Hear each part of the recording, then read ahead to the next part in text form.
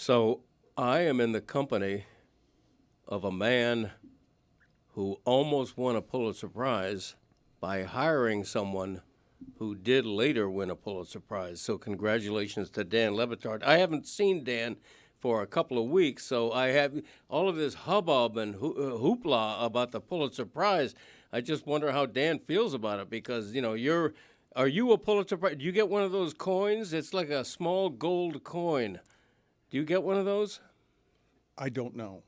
We are in the episode with Pablo, me, Amin, and Samson, but you do realize everyone who is full-time here won a Pulitzer Prize. Everything that we do here funds everything Pablo's doing in New York. So everyone here who is full-time and has a percentage of this company is a Pulitzer winner because they're the ones who funded, we're the ones who funded that work. So Wow. we didn't do the work. Pablo did the work, but we did the work in allowing the work to be done. So everyone here, I don't feel like you guys realize that you all are Pulitzer winners. Like, that's what happens. Well, I'm not full-time, so. We're all Pulitzer winners just the way you guys would have been highlight champions. Yeah. Dan, you were a Battle Court Fall champion. You didn't seem to care too much. Yeah, let's be Pablo serious. doesn't really make it seem like I won a Pulitzer Prize, though. Yeah, I'd like Pablo to acknowledge my contribution. Yeah, and mine as a key twice-a-week temp. Amin's really elbowed anybody else away. He's unusually proud of it. He flew to Los Angeles as I was flying back saying, we got to go have drinks. He wanted, like, Amin is happier about this than anyone I've seen about this. And Cody is one of the few people I've noticed who cares because I'm not joking when I say this. When I called Pablo to congratulate him, he had to do to me what I just did to you guys, which is, you realize this is yours too, Dan, right? Because I didn't do the work. He did the work, but we did the work that makes all of what Pablo's doing possible. I don't think the people listening to this quite understand the calamity that the media landscape is actually in, where that show, it's very hard for anyone in corporate media to actually do that show because of how compromised everyone in corporate media is with all of their partnerships.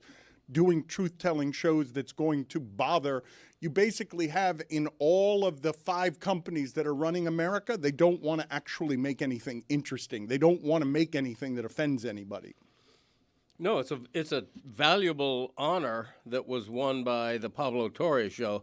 I just think that if I'm being honest, to say that everyone connected with Meadowlark Media has won a Pulitzer Prize is a bit much. It's not, though. Meadowlark Media is a Pulitzer Prize-winning media company. True. And Meadowlark Media is the one that paid for everything I get all that. Pablo's doing. So wait a minute. So when somebody wins something, anything in sports, does the owner get to win something or not? Let me give you an example. And none of what I'm saying is belittling this in any way. No. But to give you an analogy, the Miami Herald has won a lot of Pulitzer Prizes. I think 12 or 15 or 18 or something. I've worked for the Miami Herald during all of those Pulitzer Prizes. Does that mean I am a Pulitzer Prize winner? If the Miami Herald wins a Pulitzer Prize, you work for a company that is a Pulitzer Prize winning company. Wait, so is Clay Bennett actually the NBA MVP? No, he is the champion. He funds the operation. He's the champion owner. He's not the MVP, but he's the champion. You don't win the MVP as a team. It's an individual award. You do win a championship as a team. This feels more like an MVP. At least that's the way Pablo's making it seem. Yeah.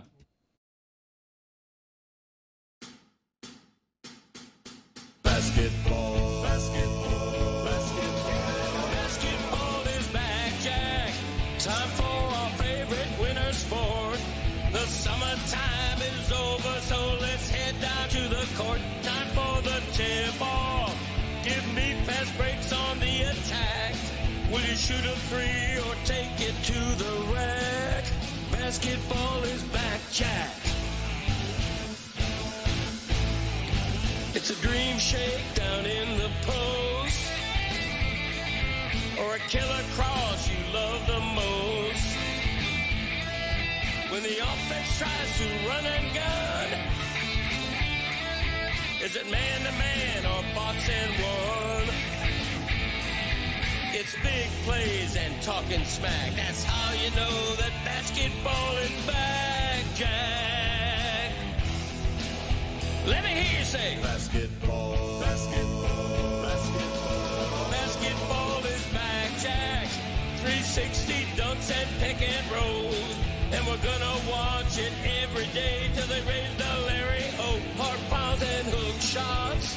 A dagger three and hack a shack. If you say this game's the best, I'll say Zagak. Basketball is back, Jack. Basketball is back, Jack. Basketball is back.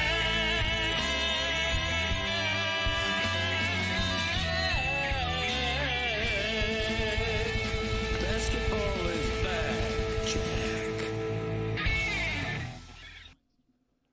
Juju, put it on the poll, please. Is OKC going to be the first ever sneaky dynasty? The OKC is now in the Western Conference Finals again. They swept LeBron. First time LeBron has ever been swept this early in the playoffs. And OKC has now made the Western Conference Finals in a third of their seasons.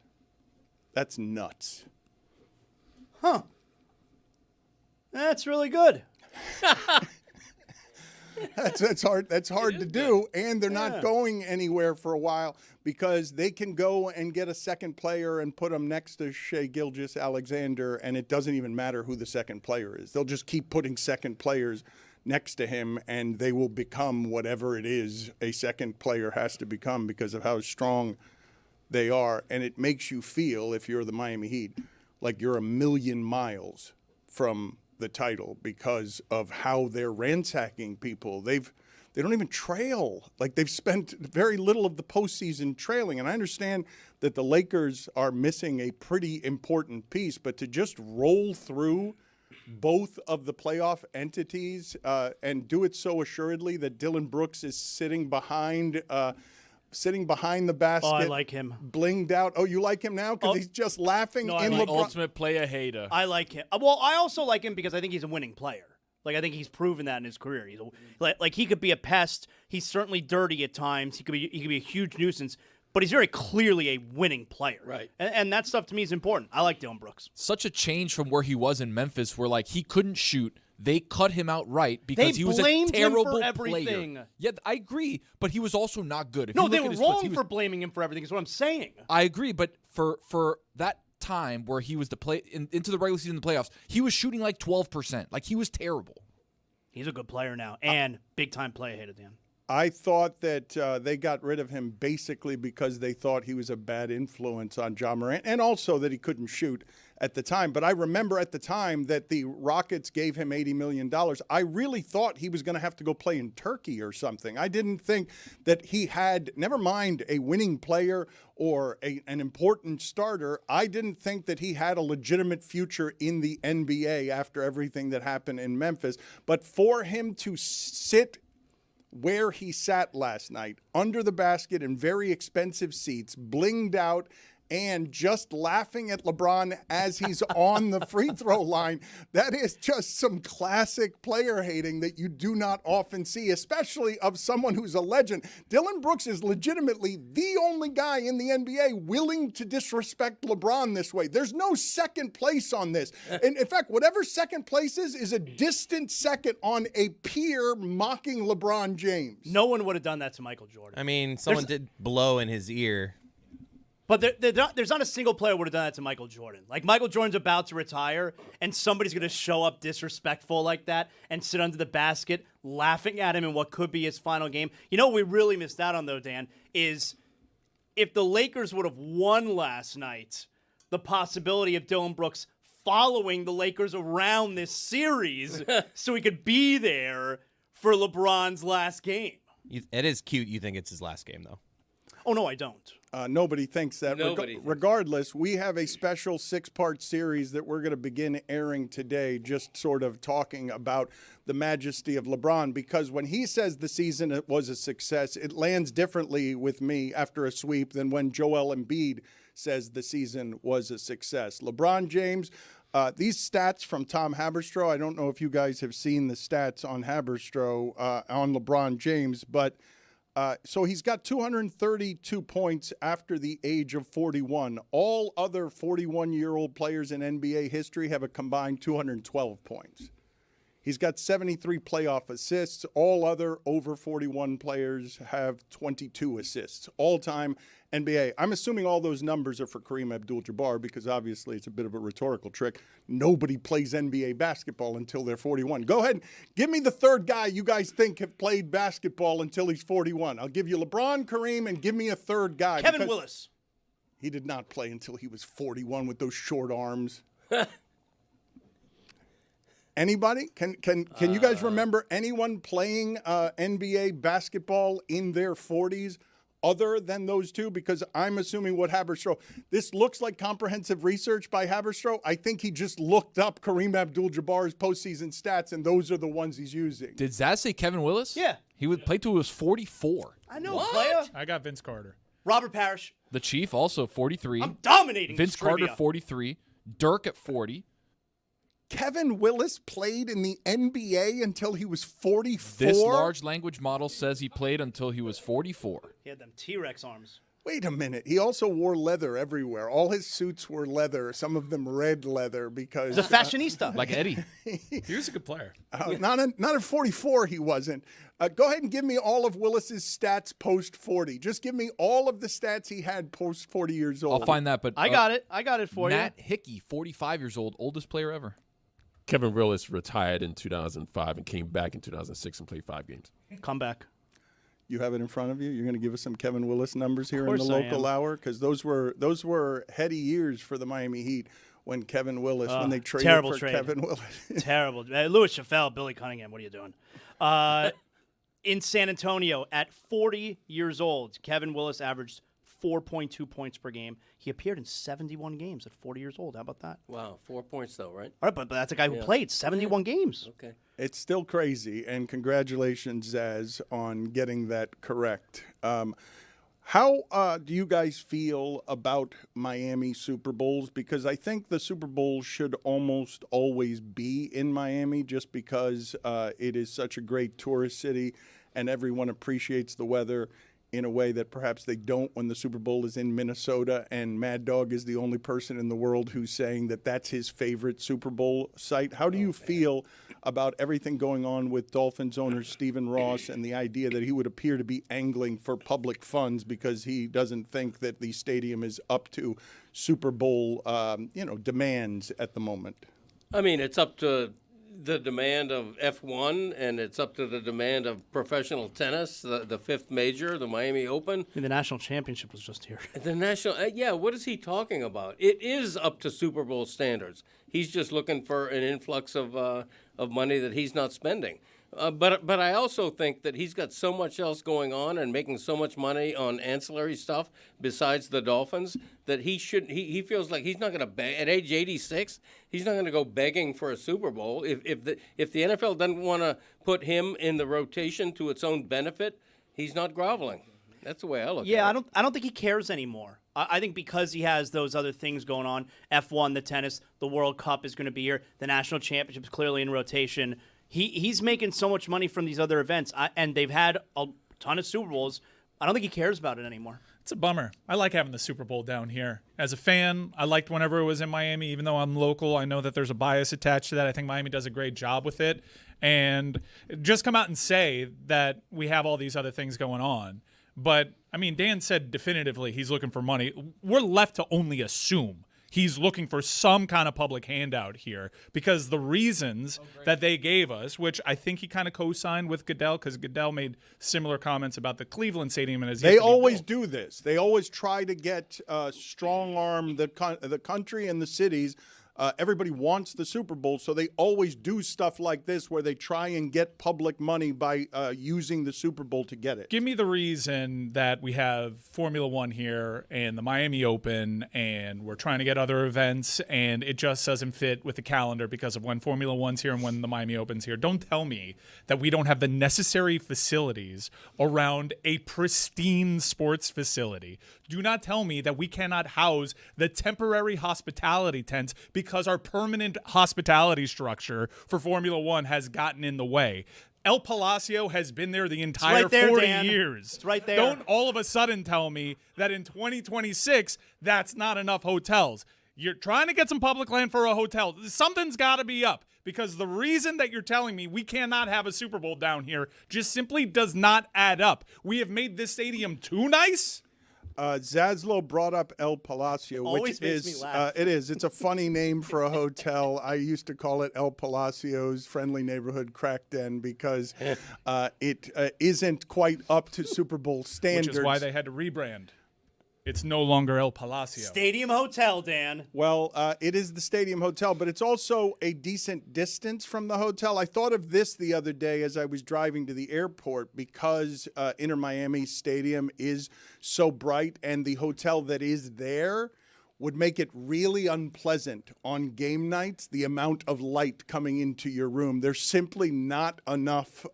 There's not enough vision impairment or, light blocking curtains that you can get to block how close the stadium at Inter Miami is to the hotel at the airport. I have faith in the curtains. Seriously, really what are you more, talking about? really would be more concerned with the sound of the planes overhead. That too. But I'm telling you, Then the curtain's I not don't. working. I do not have faith in the blackout curtains at that particular hotel. I think it's a Sheraton. I don't have faith that the stadium lights, they're too close. There's simply no way that it's blocking out all that light. When you book an airport hotel, you know that you're by an airport, so you're going to get the planes overhead. Like that's part of the... Every time I go to Vegas, I'm like, how's this curtain going to stand up? And guess what? It always delivers.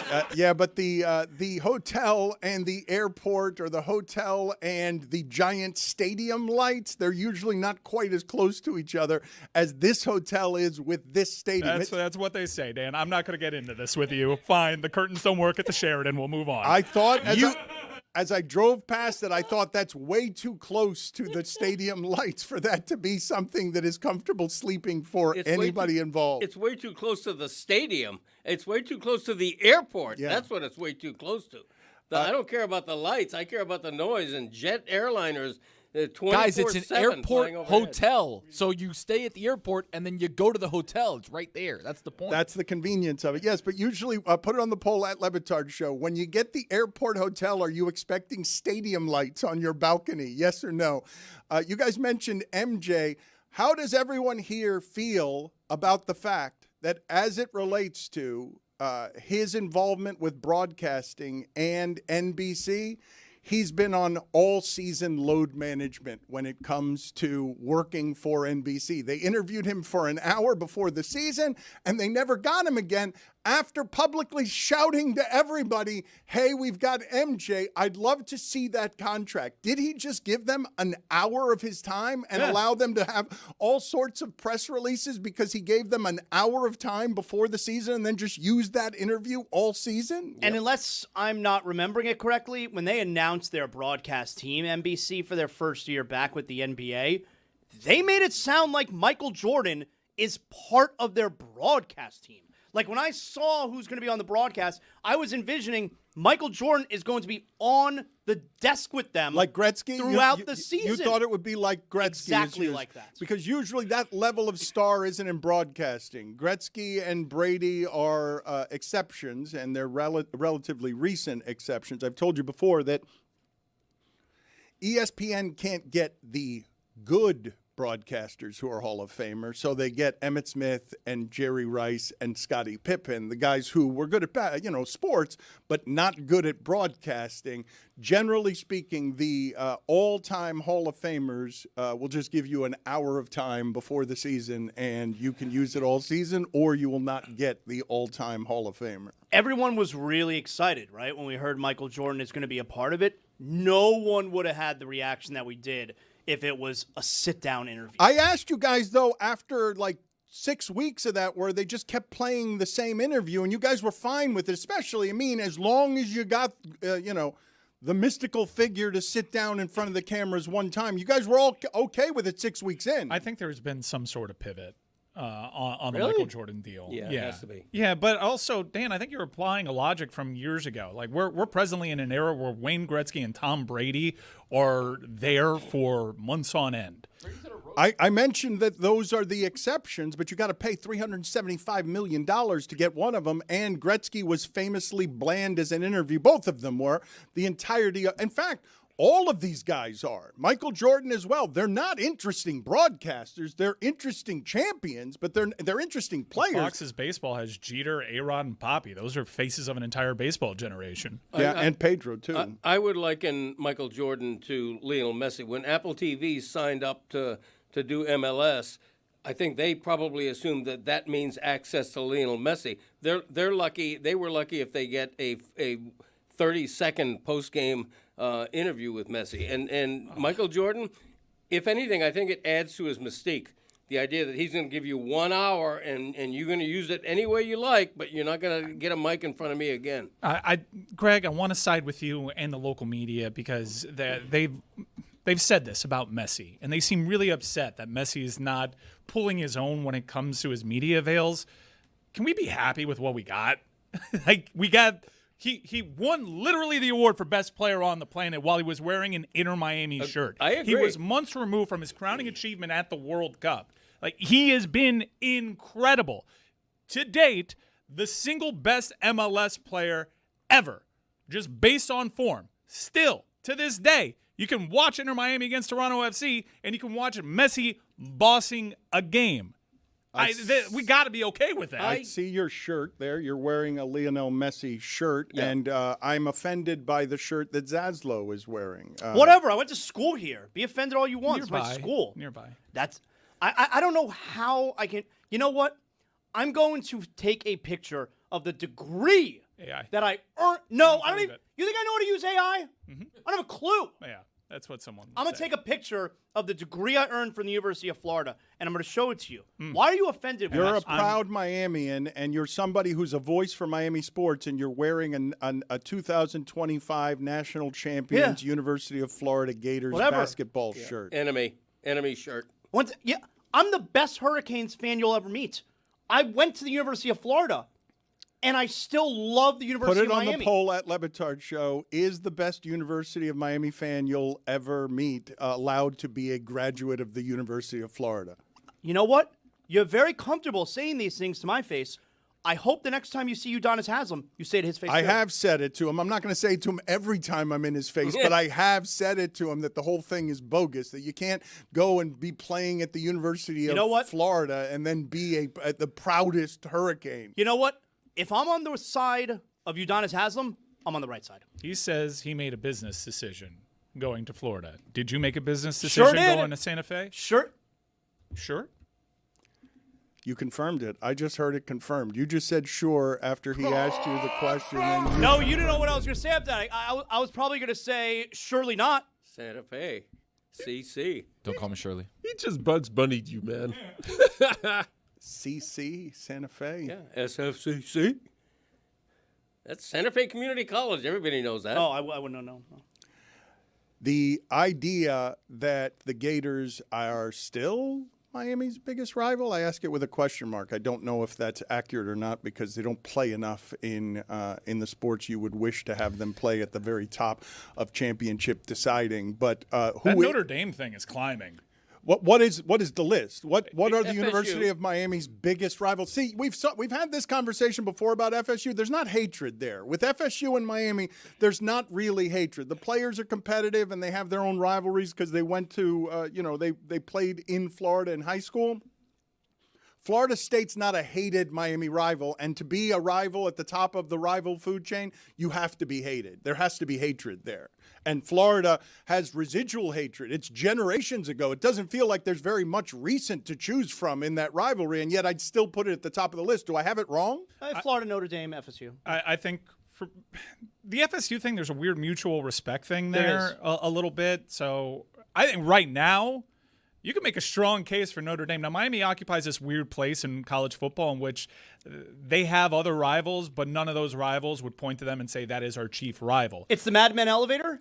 Yeah, well, I don't think they don't think about us at all. They think about us plenty, especially if you sample social media. And also, Miami hasn't been very relevant over the last 20 years. But with the USC rivalry on ice for a little bit here because of scheduling with Notre Dame and USC, Jeremiah loves antics all season long thinking about Miami. Every interview, he says something about Miami. Ruben Bain's composition book where he says Notre Dick in it.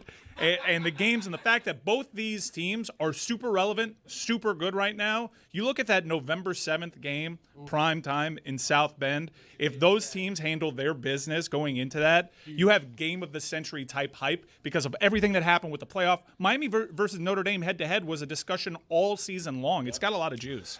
Here's why the FSU rivalry doesn't have a lot of juice beyond the hatred, because Bobby Bowden was very likable and just had a charisma when they were doing the absurd and spending 14 straight seasons in the top 5. They had a coach that Miami fans couldn't help but also like and respect. But then the other thing there that makes it less of a rivalry is Miami won all the games. Like the opponent has to win some of the memorable games for it to be a rivalry, and Miami was always winning the games. So you get grandfathered in some Florida losses from the 80s. Like you get I think Kozar's championship season, they lost the first game of the season to Florida, and so you're literally going back 30 years to grab a rivalry, because go ahead and try and remember it. Give me all the games recently that Miami and Florida have played that have conjured anything in the form of hatred. Hatred? I mean, the one this year was pretty good going into this game. I mean, the week 1 game at the Swamp, 2 seasons ago, that was good. a moment that's going to be a huge feather in the cap. And even though that Florida team wasn't very good, you can point to that team wasn't very good because of what Miami did to them, and that was really Mario Cristobal stating it's different from here on out. Cam Ward immediately became a Heisman contender. They've had a couple of good games with nothing teams. Kadarius Toney, Jeff Thomas muffing the punt in a great Week 0 game in Orlando. Well, the game you're talking about, Florida, is the introduction to Cam Ward's good. Yeah. Like Cam Ward. And then henceforth, Miami shall be if they keep getting this position right. But otherwise, it was 20 years ago. You had the Sugar Bowl. You had the game in Gainesville after the national championship. You got to go back a while ago. But it's indisputable that at one time and for a long time, Miami and Florida were the rivals. In the 80s. Now, Florida also had FSU, but it was Miami and Florida. Can you guys name a third person other than Udonis and Zaslow who has both allegiances? Because My dad went to the University of Florida and the biggest Canes fan, hates the Gators. You gonna tell his father that You tell that to my upset? dad? he hates the Gators. He hates the Gators. You don't hate the Gators. Okay, well that's weird. Wait, yeah, well, He hates the Gators football team. He doesn't his like the Gators father football would team. not wear a University of Florida Never. 2025 national champion college right. basketball Wouldn't be caught shirt. dead in that shirt. Certainly he not doesn't in public. support the basketball? Wouldn't be caught dead in a Florida Gator shirt. Wow. You mentioned the national championship game being played in Miami and the Indiana football team that just got done with maybe the best college football season ever and probably the most improbable college football season ever. They went to the White House yesterday, but Fernando Mendoza did not go to the White House. I saw there was an issue of Esquire magazine that did Mavericks in sports, and they had Fernando Mendoza as one of the Mavericks. And I'm like, that is the opposite of a Maverick. Fernando Mendoza is the very opposite I would choose of a Maverick in sports. Not even he's not even the Maverick on his own team. Signetti, more of a Maverick than Fernando Mendoza. I'm not kidding when I say, if you tell me, give me all of sports, what's the opposite of a Maverick? He's Goose. He's not Maverick, he's Goose. I want to play this game, the opposite of Maverick. I mean, Fernando Mendoza? He's got a LinkedIn. Who wrote Mavericks this? don't have LinkedIn. What publication was this? Esquire magazine featured God. like 6 people. Look up for me who the 6 were. Shams was one of them, a maverick of journalism. There were 6 people, but they go to the White House yesterday. Everybody but Fernando Mendoza. Signetti is standing right next to Trump, and Trump doesn't seem to know it. But let's play the first clip here from Indiana going, and look at the people behind Trump. You tell me, just looking at the people behind Trump, you go ahead and tell me, based on this visual, is this the greatest college football team ever standing behind Donald Trump? Starting quarterback Fernando Mendoza. Now, the reason he's not here, he was so nice he called, because he has actually, JD's a big fan of ours. You wouldn't believe it, because he didn't show up. I'm not happy, but that's okay. The reason he didn't, because he's at spring training, right? Correct. And I actually said, you really let him. He's got to win, and I think he's going to win pretty early, Coach. Right? You think pretty good? Well, time will tell. He's going to be a good one. Time will tell. A lot of people said they're going to win, but I think he will. No, he's been great, and he's at spring training, like his first day or something. I said, you better go there. But he became Indiana's first. Otherwise, if I didn't do that, I believe me, I wouldn't have even talked about him. I would have not, if he was not here for other reasons, like he didn't like Trump or he didn't want to come, I wouldn't have even mention him. I'd go through the whole, I'd talk about how great, I wouldn't even mention the quarterback's name. But he's a great guy, actually. Yammering, nah. But let's listen to the most powerful person in our country and perhaps the most corrupt, not know that Signetti is right next to him. Kurt, who's Kurt? Kurt Signetti. Where is Kurt Signetti? Huh? Oh. Come here. Come here. Kurt Signetti has turned out to be, I think he's the coach of the last decade. This guy leads the league in looking for people who are right next to him. Yeah. Last time it was his wife. Signetti, his body language cramped up as soon as Trump grabbed him. I am told the President of the United States does not smell good because of that diaper, so you don't want to be too close to him. And now we have a clip of Signetti looking for some NIL money. No, we'll let you keep the trophy for an NIL contribution. I'll do that for NIL. Boy, oh boy, did the courts screw us up, huh? It's all right. It's whatever happened, it seems to be working for you, and you're going to... He stayed awake at least. NIL. It is funny that he goes after Sleepy Joe at every turn, and he's the one actually falling asleep Hilarious. during meetings. Narcoleptic president. College football just decided we don't care about your executive order. It's just he did a whole thing, and everyone's like, well, is this a rule now? And everyone just kind of agreed, no. And we just move on. NIL. Tony, do you have for me the 6 Mavericks who Esquire featured? And you tell me, no one's going to do better in terms of being the opposite of a Maverick than Fernando Mendoza. But give me the list of people that Esquire magazine decided to feature. So Esquire profiled a bunch of people, Fernando Mendoza being top billing. Then we've got Tommy Fleetwood. Is he a Maverick? Tommy Fleetwood? I'm in on this list. He's got long hair. Sabalenka, Oh, also mama. part of it. Marcus Freeman, Maverick? Is he a Maverick, guys? Yes, no?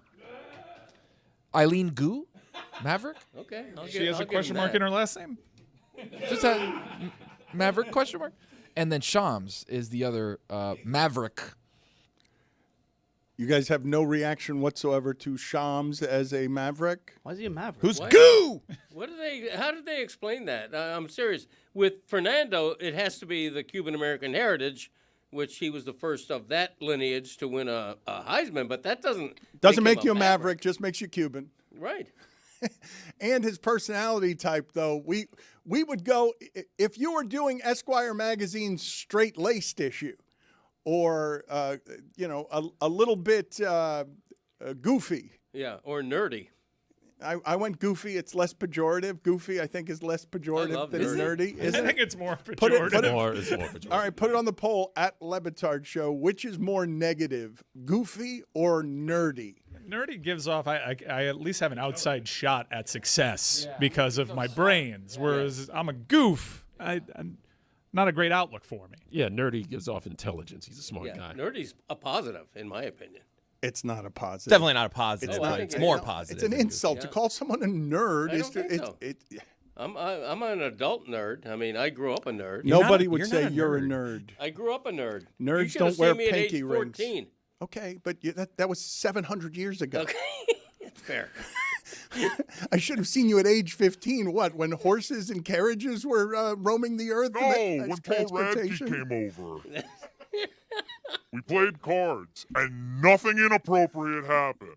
They played Stratomatic. baseball. Right, They thank you. it wasn't. He was 12 years older than me, and it was a normal friendship between me and Paul Radke. Wait, my what? platonic older male friend. Tony is just learning about Paul Radke. I wasn't here that Wasn't day. here. He was Oh, how it much was older? 12 years, that kind of thing. That day, you say that day, Paul Radke is a name that is making Greg Cody laugh because for a long time we have made fun of Greg Cody about the fact that he was a young boy and a boy or a man 12 years older grown than man. him would come and play Stratomatic with Greg Cody, and he says they were just he says they It's were true. just Those are good memories. I was about 12 or 14. Radke was college age or maybe just out, maybe a little bit older. He was 26. A 20-year-old? Yeah. Nice firm chest. No, Radke was a little heavy. He Soft ain't heavy. touch. He's my friend. What? I think he's not heavy. He's my brother. I don't think he's not heavy. He's my friend. Well, this Well, the song saying there, is, it ain't heavy, eats my whatever my dad Thank says you. I next. said it to myself in the car today. I said, he ain't heavy. He's my traffic because the cars going over the causeway were particularly What is that, slow. number 28 or something? I don't know what I number that can't is. remember. Good day up. Are you ready to do your catchphrases? I heard there's some Oh, Dan. controversy around the. It's the Greg Cody Show featuring Greg Cody. He is counting down his top 50 catchphrases of all time. It has been a successful months-long joke. What is the controversy surrounding your catchphrase list? What is the issue? It's big. The controversy is that based on quality demand, the catchphrase countdown has suddenly increased from a top 50 to a top 60. What? That's What? right. And it's controversial. Of course it is. You told us it was a top 50, and we Catch as told catch you. can. We Is told you it was. We told you it was something you were making up as you went along, No. and that you No. weren't going to get the numbers right, Right. and now you just changed He it. botched it to such a degree that there are so many good ones left that we're just pushing I all the knew current that was ones going to back. happen, though. That's exactly That's what what we we were were saying. Your brain beating me. How did this happen? What was the ruling? What did the committee get together and decide? How did it happen that it got expanded? Now, no one's going to complain about this because a good more thing. catchphrases is great, but we told you this was going to happen, and we told you this was a sloppy list by you. The others, they all learn from me. Yeah, right. No, I looked at all the catchphrases remaining, and there was only 14 left, but there were like 20-something good ones. So Thank I'm you. like, Thank you. let's go. Push the line Wait a back. minute. So how did you do it, though? Are there now? Is there now a new list, 50 to 60, or No, what are you doing? everything that's been said is just like what was 50 is now 60. Yes. There were 14 left, and now there's 24 So we're left. not in the top 20 No, anymore? now we're at We 23 were in and the 24. top 20 of the countdown, and now we're at 24? I'm telling you, they're bangers, though. There are Shocking. just bangers There left. is nobody that's actually upset about this development. Come on. You've got to honor the list, though. I'm telling you, I got a peek. I don't know the exact order, but I got a peek of what the top 10 looks like, and it is just banger after Yeah, banger. Yeti hated it. He's against it. Yeti thinks that we should just make him live with the world he gave You us. should. Like, I mean, I there's- asked you several times throughout this whole process. Have you thought this out? Have you planned out the list? You know that there are 50. You kept assuring me that you have it all under control. Driver comfort is paramount. He ain't wrong. You know, part of the beauty of me is a bit of serendipity, a bit of You're the kind of guy. unpredictability. And so the same is true with this list. Okay, whenever you do a countdown, Zaz, bank this information for your future. Whenever you do any sort of a countdown, controversy is good. You want somebody to say, That sucks. That should be lower. Or wow, I can't believe that's not higher. So wait, so what used to be 50 is now 60. Yes. So we've gotten fraudulent rankings up to now. All the numerical rankings we've gotten up to now are all wrong. He can give you the updated, like number 60. He can give you the update of whatever. I know, it is. but every previous incarnation of this that we have given the American public and internationally has been wrong. I would say adjusted more than wrong. Adjusted. Maybe to Greg's credit, too, I've never heard of a top 60. Thank you. Well, how do we know it's not going to end up being 62? Because he's going to think of 2 more on his way home because he didn't plan any of this It out. would never be 62. It could bump to 65. It would never be a number like 62. We would obviously go in 5s, Dan. Here's also the thing. This is a big question of mine. So you have left 10 out, which is why you are expanding it from 50 to 60. But the 10 that you left out are automatically like they're in the top 23. You're saying top 24. Yeah. But I'm telling you, he left bangers out. Right. This had to be done, guys. Yeah, it had to be done, like he says. Again, it doesn't have to be done if you're dealing with a responsible person who plans it That's at the true. beginning, as opposed to just making everything up as he goes along. No, listen, and we're in the sports business. We should know this better than anybody. Rankings always change. When I was born, everybody agreed Babe Ruth, greatest player ever. Not so much now. Rankings That was when I was change. growing up. It was a hot debate. Everyone agreed, though. Babe Ruth, that young kid's got a future. It was an argument back then on sports radio. Tris Speaker or Babe Yeah, Ruth? that's right. Lou Gehrig was in play. as Telegram in your thoughts. We're going to get to this list, and we're going to get to Luke Thomas. We're going to do it in the next hour because we have to give plenty of room here for what is an ever-expanding list of catchphrases. There's no way. If you had to take a guess, there's no way it's going to stay at 60, right? They're going to be, what's going to happen, he's going to think of one more, and then he's got to come up with 4 bullshit ones because he just wants it to be, it's not even it's 65 even a round number? It's not, 65 is not a round number. I don't know why you're doing this by 5s. Well, 60 is a beautiful number. Yeah, but you're going to have to add, I put it on the poll, is 60 a beautiful number? And you're going to have to add. You know this is going to happen, right? If you've already added 10 since the last time I saw you. Right now, we're committed to 60. For now. And by the way, let the record say Le Batard over here was a naysayer. Yep. Le Batard never thought I had 50. Player hater. No, he's right. You didn't have 50. I had 60. That kind of thing. Thank you. We look great today, huh? Look at us. So cute. Like that old man in Up. Up was a movie. It's an animated film. Don't worry about it. Last movie we saw was Swing Vote. He does look like the old man in Up, though. The old man in Up Mr. has... Fredrickson? Oh, wait, no. The Elton John movie. We saw that. That was all right. Yeah. The old man in Up has a bulbous nose like Cody. Mm.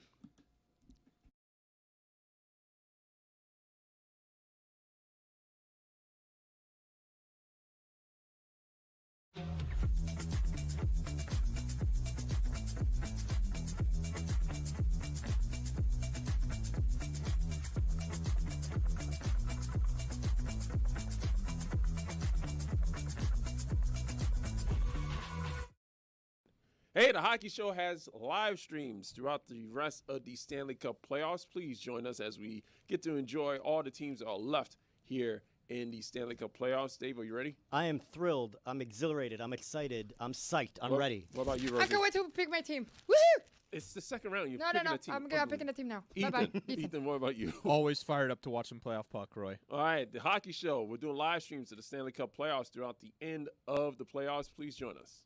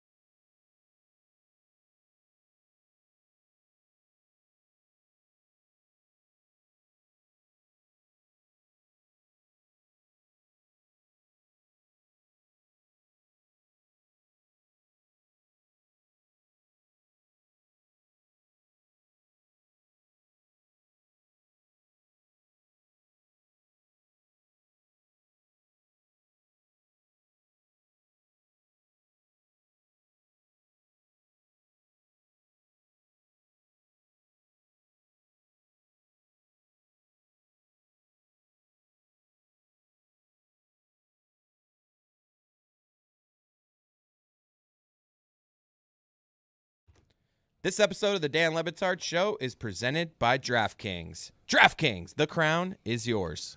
Number 60. I'm Fullerton Vern Fuller. 59. Where's my click? 58. Hey, Butterfinger. 57. Punt. 56. Scranton. 55. I'm busy in one-arm paper hanger. 54. George up. Georgia. 53. I'm the kind of guy that 52. Ball on the jack. 51. Hey, with the monkeys, baby. 50. Thank you, Billy. 49. I love him like a pet. 48. Who made it a salad? 47. We're rolling now, huh? 46. Your brain beating me. 45. Let's go States. 44. Driver comfort is paramount. 43. Dummy up. Save up. 42. Catches catch can. 41. Doesn't make it right. 40. So on and so forth. 39. Very good. 38. The Little League theory. 37. Nice hat, asshole. 36. The others, they all learn from me. 35. Don't go showering to try to please me. 34. Look at that jerk. 33. It's like a packing house in here. 32. What'd you learn? 31. Hee-haw. 3. Ba-dap. 30. I'm not going to take a quiz. 29. Sassafras. 28. What we do? Break a window. 27. Hello. 26. Who won? 25. Trailers for sale or rent. 24. You got to eat a peck of dirt. Oh, I meant That's the one he did this week. That's my brand. These are my brand new ones. You want to hear my brand new ones? The Glendale leads. Okay. He just covered up. He's been hiding it from me for some reason, and then he just covered it up with his hand. So you just gave away one. Yeah, with great fanfare. It needed the fanfare. I meant to say, and now, number 24, you got to eat a peck of dirt before you die. An ode to his mother. My grandmother, Nellie. Sorry. Nellie Doogie. Right? Of Nellie's Diner. That's exactly right. Yes, Greg. And Nellie's Greg, Diner. please stop talking occasionally I to know. your inner monologue, Nellie just Doogie. occasionally. Just, I'm so sympathetic Nellie's with him. famous fictional diner. It's like having...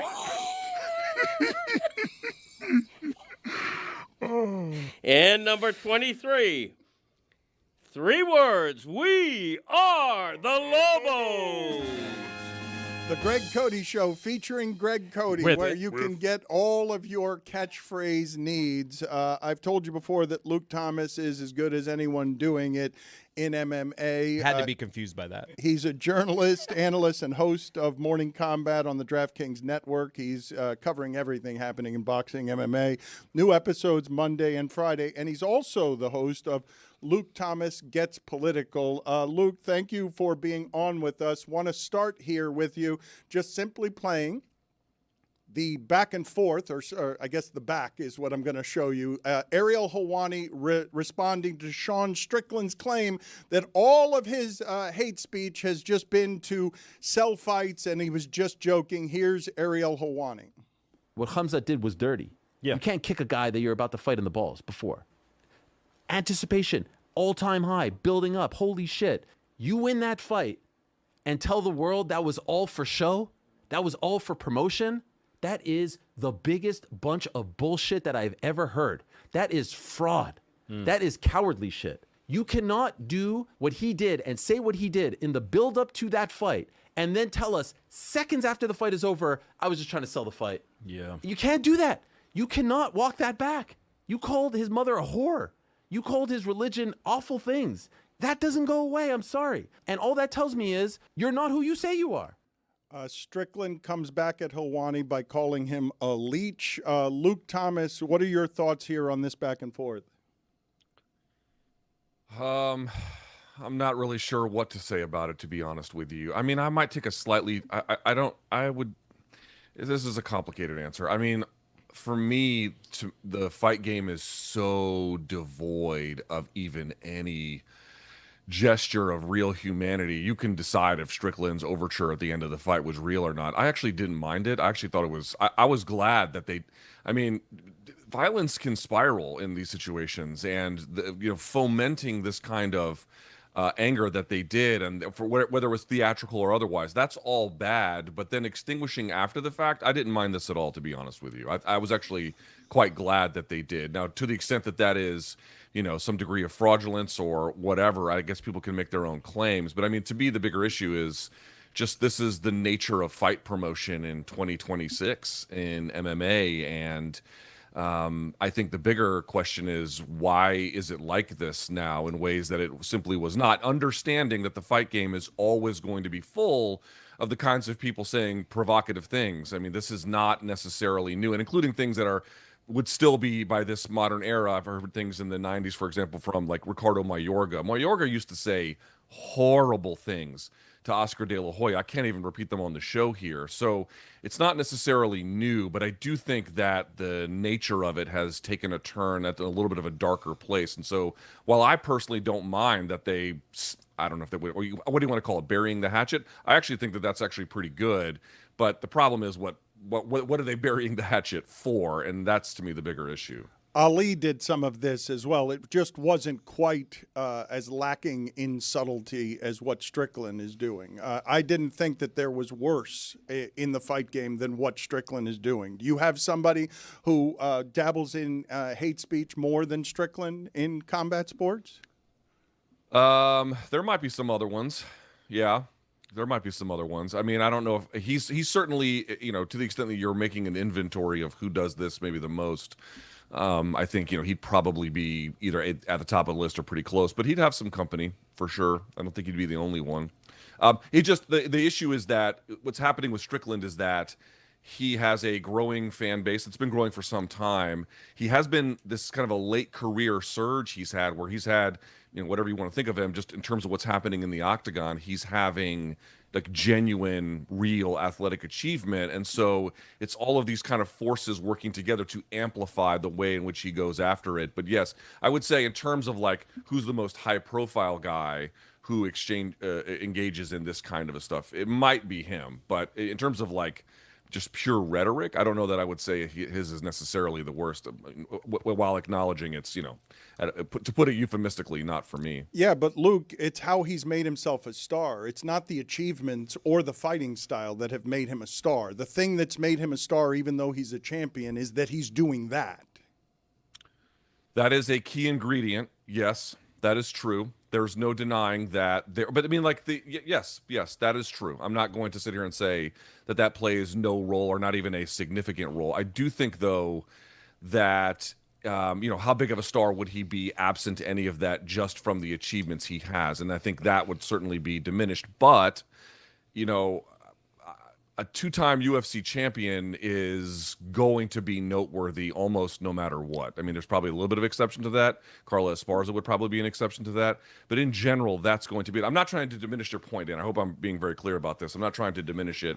What I'm trying to say is there are a confluence of factors, and simply pointing, I think, to the rhetoric and the audience that has gained, while I certainly recognize as a contributing factor, I don't think it'd be accurate to say it is the only contributing factor. I'm not saying that. What I'm saying is there are a lot of two-time champions in the UFC. This one has gone outside of the UFC in star power in a sport that doesn't have very many stars because he does this. It's not the fighting. He's got a couple of big upsets on his resume. There are a lot of guys in MMA who have that. It's because he's doing this other stuff that he becomes somebody in that sport that is star depleted. He becomes a bigger name, and it's not about the achievements. It's the personality. It's what he just told us was a fraud.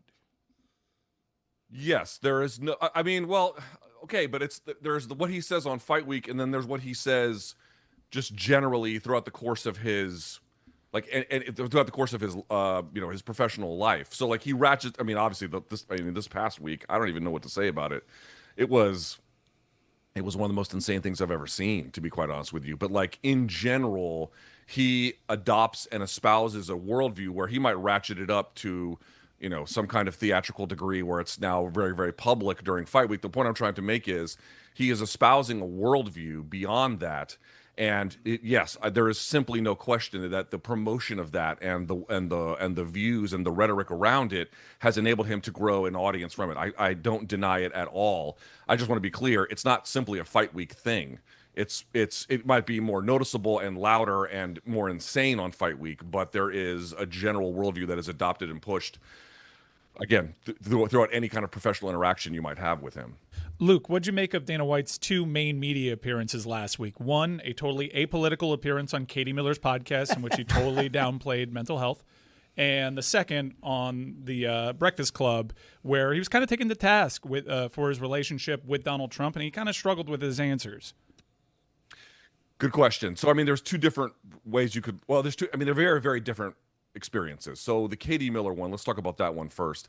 That one was kind of interesting to me because it was so funny, right? He is sitting in front of Katie Miller, who is the wife of Stephen Miller, and during the course of this conversation, she's asking him, like, very bizarrely, like, do you think sports and politics should be kept separate? It's like, I don't. Why would you ask him this? You know, like asking LeBron, do you like to score points? Yeah, probably all the time. It's what he's been doing this whole time. It's a very strange question to ask a guy who has made the answer to that unambiguous for years.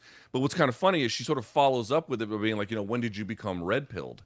And he was like, he tries to walk it back and be like, I'm a 1980s or 1990s Democrat. I'm like, well, you're not Michael Dukakis. I can say that with total confidence. And so what a point I'm trying to make here is on that show, even his own ideological allies are asking him about being an ideological ally, and he is having difficulty coming to terms with it. And then on the Breakfast Club one, I mean, this is the funny thing, and I think Dan probably can speak to this to a degree. Dana used to spar the media much more, not just MMA media, just kind of media generally. He was doing a lot more media.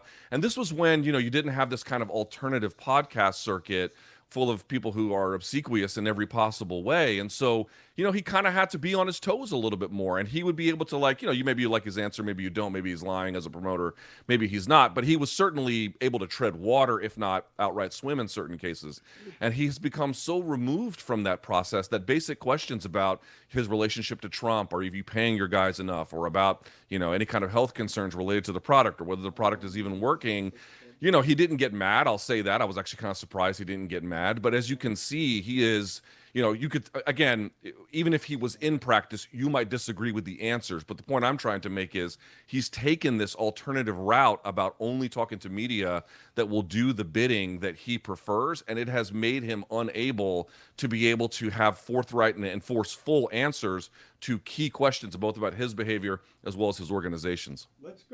Let's go ahead and play the sound for Luke and everybody about, Charlemagne basically asking Dana White, hey, do you tell your friend Donald Trump the truth? But when your friend has a disapproval rating of 62%, right, record high, people say they don't like his handling of the Iran war, the economy's shitty, cost of living for people is up. Why can't you tell your friend he's failing the people? As a friend. Well, he's the president of the United States. Still your friend, though. And yeah, I know. But, for me to get involved in, it's like if your friend had I'm sure people disagree with you that are friends with you, and everybody has friends that you just, doesn't mean you're not friends with them anymore. It doesn't mean that you. Oh, no, I didn't say you shouldn't be friends with him. I just said, why can't you tell your friend he's failing the people? Because these are the same people who make UFC a success. Yeah, I don't know if I agree that he's failing the people. I think that when the president is done in 3 years, people will look back on and realize a lot of the good things. See, I'm closer to him too, and I see all the good things that he does. Can you tell your friend when he's? Yeah, we talk about a lot of things, but I don't try to get into. You like everything he's doing? Like I just said, you're never going to agree with everything. But as a friend, I'm not going out there and don't be a glazer though, Dana. Don't be what? A glazer. Like just somebody that just tells him he's great, a yes man, basically. Yeah. You gotta tell him when he's. I don't think anybody's ever accused me of being a yes man. Okay. And I think that's. Are you part of the MAGA movement culturally? Do you align with their ideologies and their values? I consider myself right down the middle or leaning a little liberal, to be honest with you. Mm-hmm. Everybody thinks I'm some far right guy because of our relationship. Because you are. Go ahead and tell us, please, Luke, as it relates to Trump, Dana White a yes man? I don't know the contours of their relationship, but I would not describe White's relationship to Trump from my vantage point as anything other than that. Again, there is mutual transactionalism happening. It's not like both sides aren't scratching the other one's back. That should be clear, right? So they're both getting something out of it. But, I don't know that Trump bosses him around or like a minor lackey or something like that. But this idea that, there are challenges forthrightly. I mean, the entire thing, it's interesting, right? So this buildup to the White House card is happening. And one thing I'm beginning to notice is, and it's not necessarily all UFC driven, but it is a little bit, where they're putting out, for example, a clip of one of the champions, one of the guys fighting on the card, Ilya Topuria. He's very good.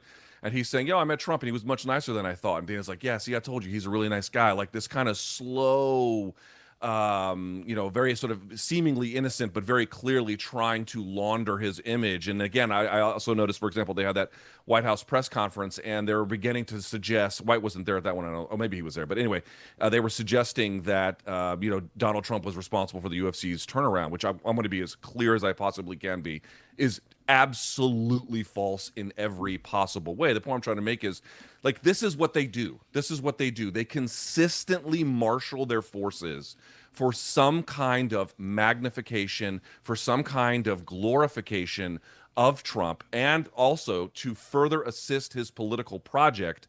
And then when called to task on it, they keep saying, whoa, I'm just down the middle. Guys, let me be as very clear about this as I possibly can, okay?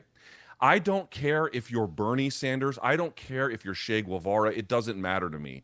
If you marshal considerable private forces to help return a guy to power who, this is not even debatable, tried to steal a presidential election with a fake elector scheme, and you return that political project to power, my friends, you are on the hook for it.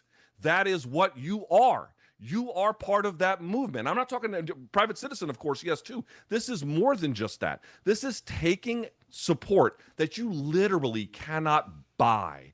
There's no money to buy this. And they gave it to him after January 6th, in 2022, in 2023, and certainly in 2024. And now they're doing this in 2026 to help him. Well, I mean, it's more than obviously they announced in 2025, but part of it is, Dan, I'll wrap this up.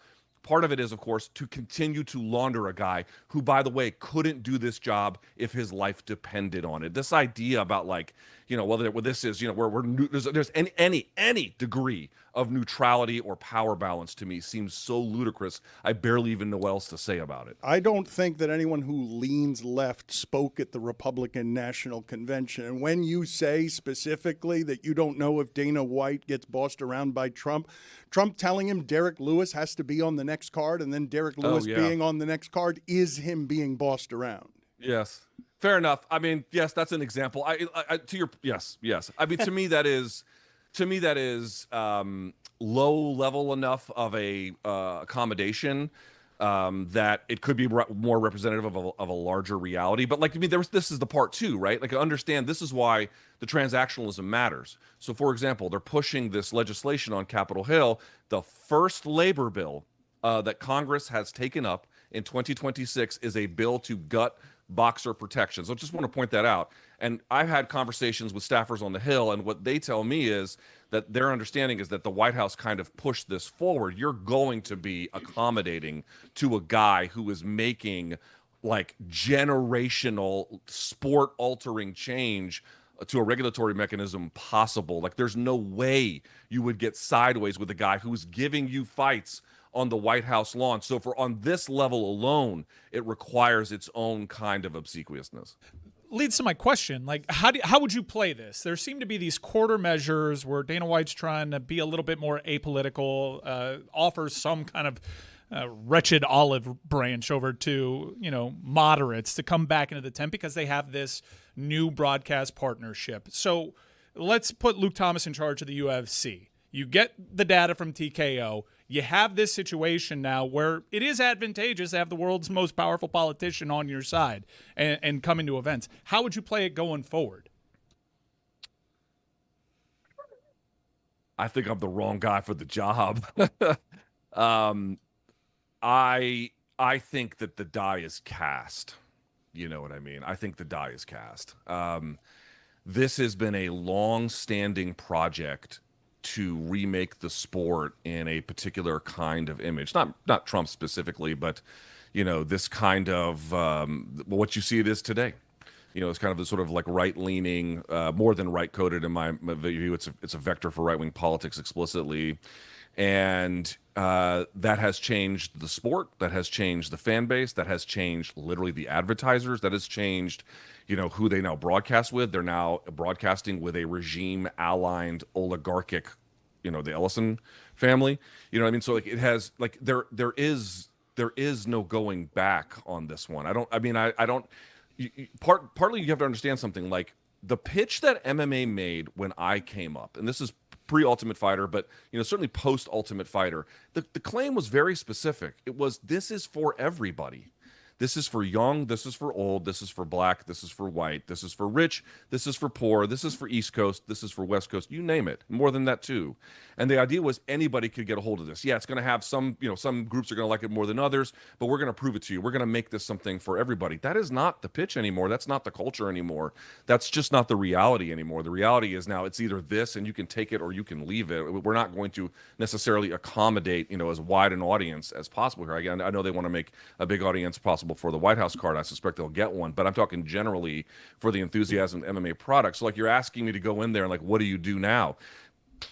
Let it play out, to be honest with you. I mean, I don't want them to go to the White House. I want to be very clear about this, but like you can't change, like there's so many other elements of this train have left the station.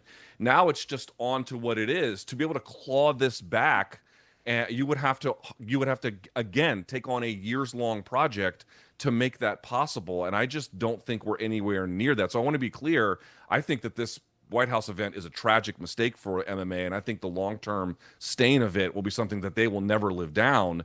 But I don't know how you walk in now and say, we got to change course when we have done everything possible to push it in this direction. Luke, are you into the Rousey fight this weekend, and what do you think that looks like? It's a good question. I'm modestly curious, I guess. I have deep reservations, and I'm also kind of interested.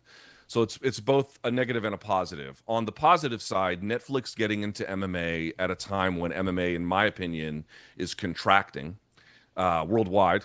I think it is contracting. That is probably something that the sport could use. I think that they certainly have big dollars. When they put on Jake Paul fights, you can obviously quibble about the quality of the fights, but like, how does it look on television? It looks great. So I'm kind of curious to see what happens there. They claim to be paying their guys well. Like, it seems like a nice thing that they're doing.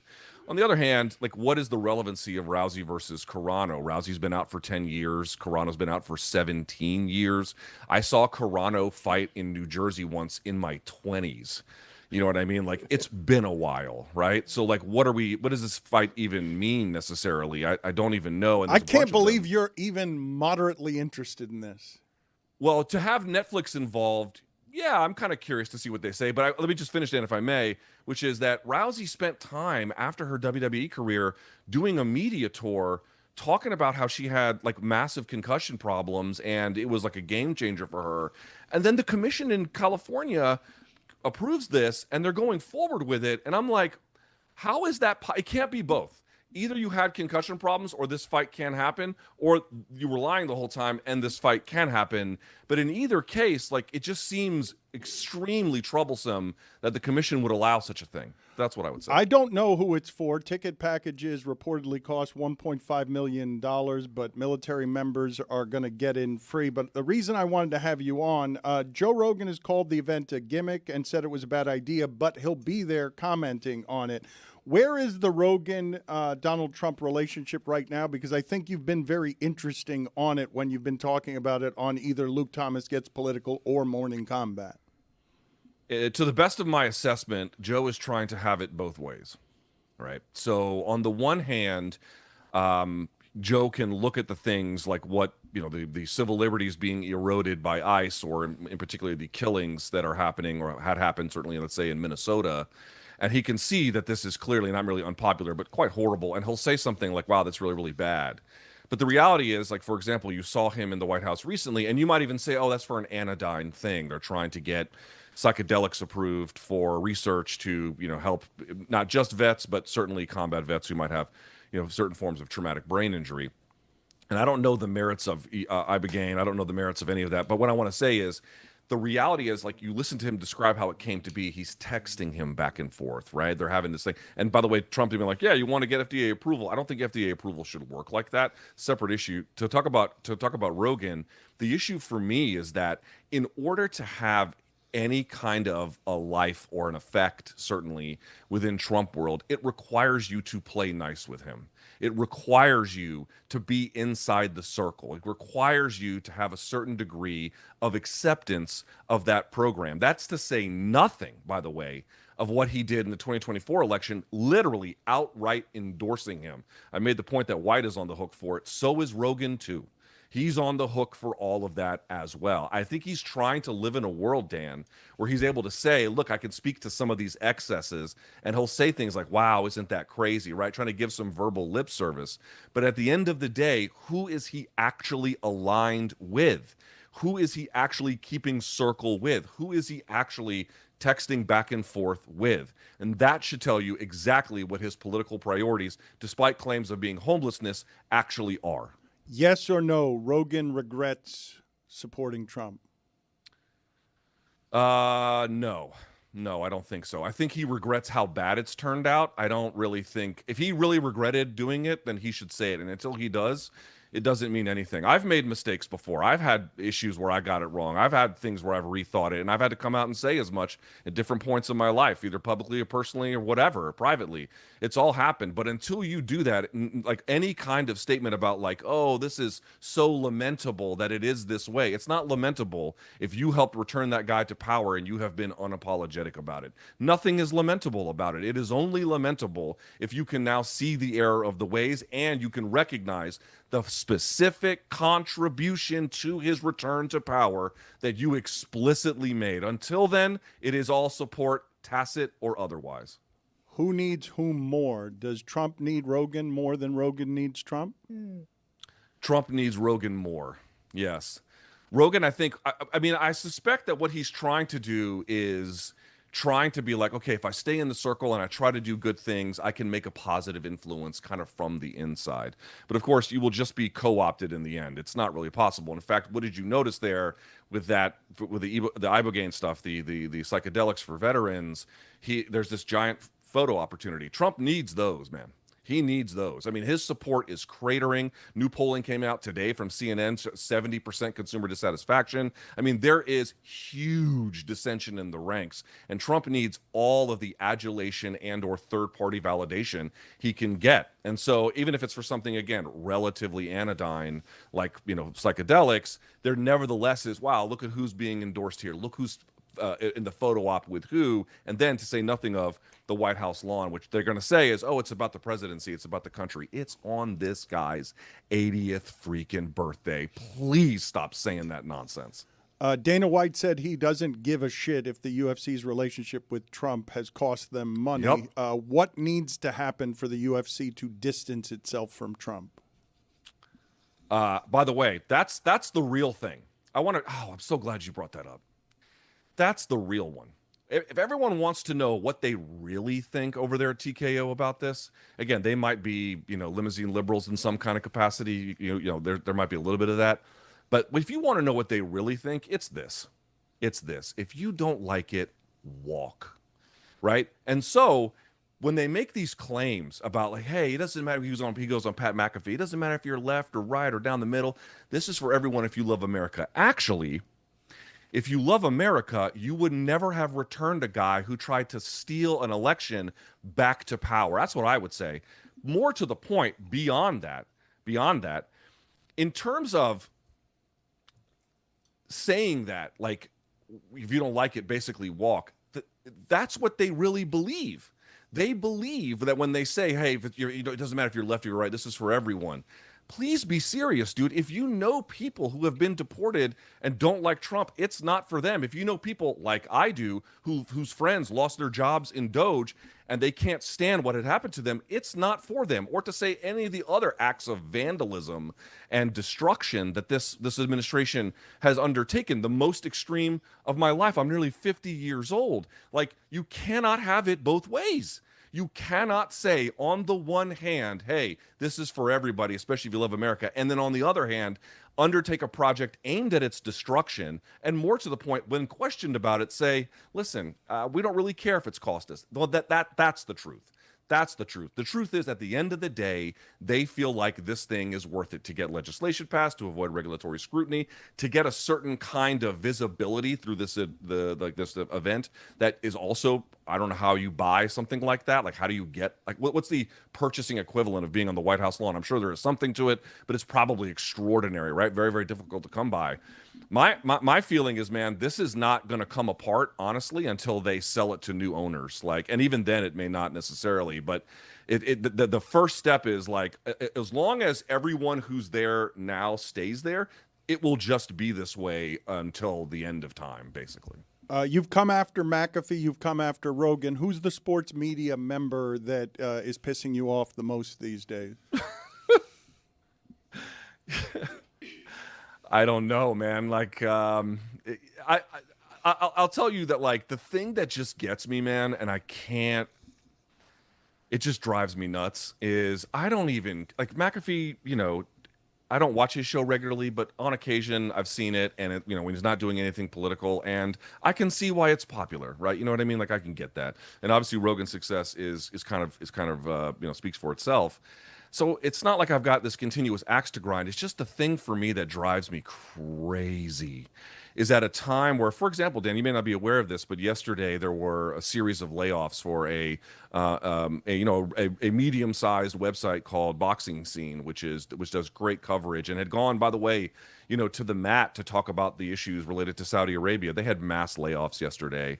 And then, you know, you'll see stuff like The Ring magazine just outright lying publicly through their tweets about ticket sales for a rival promoter failing, and even when tickets hadn't gone on sale. The point I'm trying to make is, like, I'm not really against anyone in the kind of way you're asking, like with an axe to grind. But the thing about it is, like, at a time when the sport and sports journalism just needs support for the people who are trying to do this the right way, and then to see the people on the take from some of the people, and again, sports journalism's problems kind of exceed obviously what the individual actors in the space currently are doing, but like then to see the people kind of indulge in you know, all of the people trying to undermine truth, and all of the people trying to undermine good reporting, and all the people trying to undermine just quality work.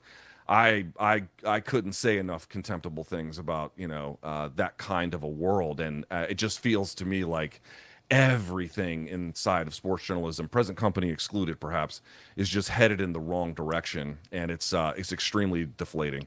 Morning Combat on the DraftKings Network. He's also the host of Luke Thomas Gets Political. Luke, thank you for being Dan, hold on, Dan. Hold on a second. We had a fight of the year candidate. Now you speak up. Fight of the year candidate over the weekend co-main event. Joshua Van versus Tatsuro Taira. It's always excellent Luke Thomas, to have you on. please tell me that was a fight of the year candidate. Enjoy your political commentary, and thank you for being on with us. What do we do at 170? See you later. Protest Morales? Am I? I don't know what to do here. I don't know what to Answer do. the question. Get Fight of out the year of here. candidate, You're yes or gonna no? Get out of here, or you're going to be excited about the fights. Which do you want? Josh Van, a future star of the sport. He's Superstar. amazing. Yep. And at 170, I don't know what to say. That's the first time that's happened to Luke Thomas. Multiple, I don't I hit know him with what 3 to say. karate You chops, that's did. why. You really did. You disarmed him. Thank you, Luke. Appreciate the time. Thank you. I have a theory. I should have thrown it past Luke. I just think these people have been clamoring and wanting mainstream support for so long that they're just thrilled to have viable power entities say of mixed martial arts, which has always been a stepchild in sports, hey, you belong. I think it's true of the fan base. I think it's true of the journalists. I think it's true of the entirety of the business. They're just thrilled to have people around them who are mainstream, who are supporting the combat sports because they've been fighting for it forever, and they'll trade anything to get it. Took too hard a turn, I think, into negative town. I don't think the die is cast. Maybe for Dana White and the TKO era, but I don't think the sport is just exclusively for right-leaning. Even in its present state, I'll still occasionally follow the fights because I like the sport. And if they have an engaging, new, dynamic leader that is willing to say, hey, we are for everyone, I do think there is a way for this sport to reshape its image. Has there ever been a discussion what UFC looks like without Dana White one day? I look forward to the day. But I feel like I've never heard that conversation. You know, as a pro wrestling fan, it was a conversation often in the last few years of Vince McMahon. I haven't heard what UFC would look like without Dana White. I don't know if we can still say Dana was kept aboard through, what After happened with slapping his his wife in public, he was kept aboard because he was invaluable. That's he was kept in power and survived something that nobody in power can ever survive because he was said to be that invaluable. I think the data would suggest he is less valuable today than he was back then. Well, it seems everything that I've heard is that he's less involved. He's with less the things involved. That he used to be He's really less involved to the business operations, but where he brought the most was that public juice. He was the face of the sport. He would go on every media show, and he would do well. He was an electric personality. He was associated with the sport, and now he's associated with Donald Trump. And the more time that goes on, the more polls that roll But in, he leans liberal. the less value Dana White brings to the table because he will only serve as a reminder to this chapter in the UFC. I think his days are numbered. Tony, your thoughts? My thoughts are, and Rogan has said as much, like when Dana leaves the UFC, whenever that does happen, he's also gone, right? So there is a kind of shifting of where you're going to have the commentary team be different. You're going to have the higher CEO level be different. The sport is fun. Like if you are not a fan of the sport and you watch two guys have high-level boxing, high-level grappling, it's a fun sport to watch. Maybe you don't like the blood sports, but that's fine. It's for everybody, and I hope that one day it does be for everybody. Greg Cody, do you think, in order to lighten it up around here, do you believe that there is such a thing as a 14 or 15-second fart? My own personal record would probably be about a third of that, so I find it hard to believe. Yeah, 14 seconds feels like a long time. I've hit about 10. And there's no way you've... We got a new underwear situation if you go past 10 There's seconds. no way that 10 seconds is something that human beings can do, but perhaps horses can.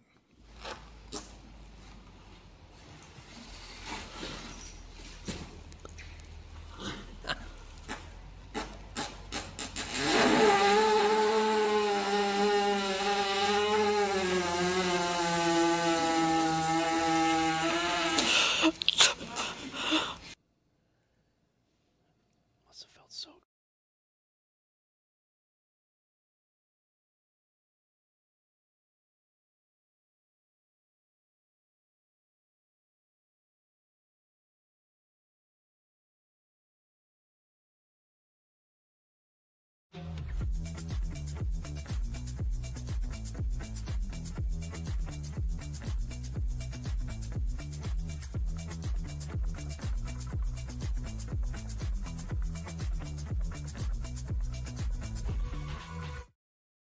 Hey, the Hockey Show has live streams throughout the rest of the Stanley Cup playoffs. Please join us as we get to enjoy all the teams that are left here in the Stanley Cup playoffs. Dave, are you ready? I am thrilled. I'm exhilarated. I'm excited. I'm psyched. I'm ready. What about you, I Rosie? can't wait to pick my team. Woohoo! It's the second round. You're No. picking a team. I'm picking a team now. Bye-bye. Ethan, what about you? Always fired up to watch some playoff puck, Roy. All right, the Hockey Show. We're doing live streams of the Stanley Cup playoffs throughout the end of the playoffs. Please join us.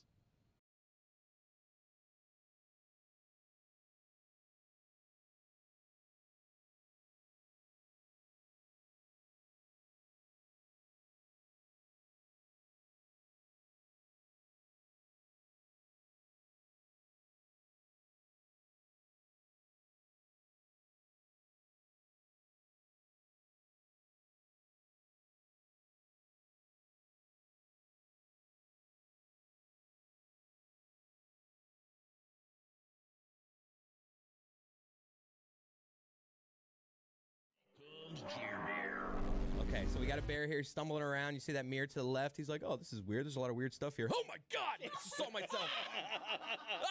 He's like, get out of here. So that's how I imagine a bear would react if they saw Jeremy in the woods. But that's what they would do to me.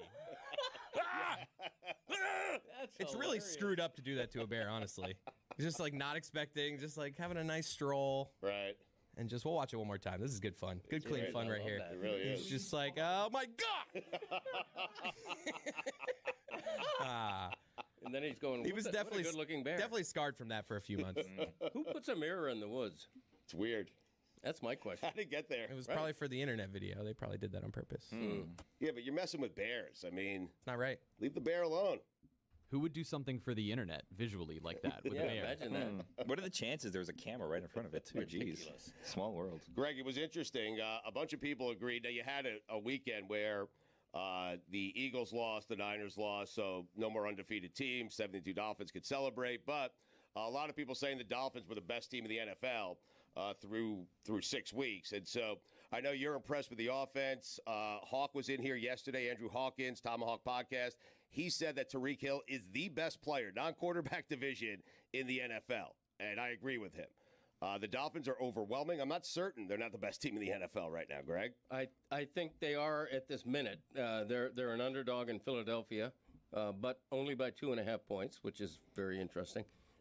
Definitely they have the best offense. I think it's the best offense in Dolphins history. And when I write that, I get a lot of criticism. Too soon. What about this? What about that? Look, the Dolphins won Super Bowls with Larry Zonka because they ran the ball better than anybody and barely passed. They were as exciting as ever and broke NFL records with Dan Marino because they passed the ball like nobody else, but they didn't have a great running game. Right. Now they're doing both. They can run the ball like crazy. They lead the league in rushing. Raheem Mostert has 11 touchdowns in 6 games. And Tua is everything they thought he would be when they drafted him number 5 ahead of Herbert.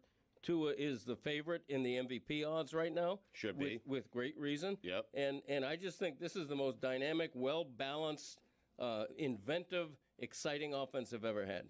Can we end the debate between Herbert and Tua? Yes. Is it officially Yes. over? Wow. Yes. Someone's making a noise. Where's the noise coming from? Nah, Tony's not ready. Yeah. Can we see Justin Herbert without Brandon Staley? At that point, maybe with a better coach, I'd be intrigued.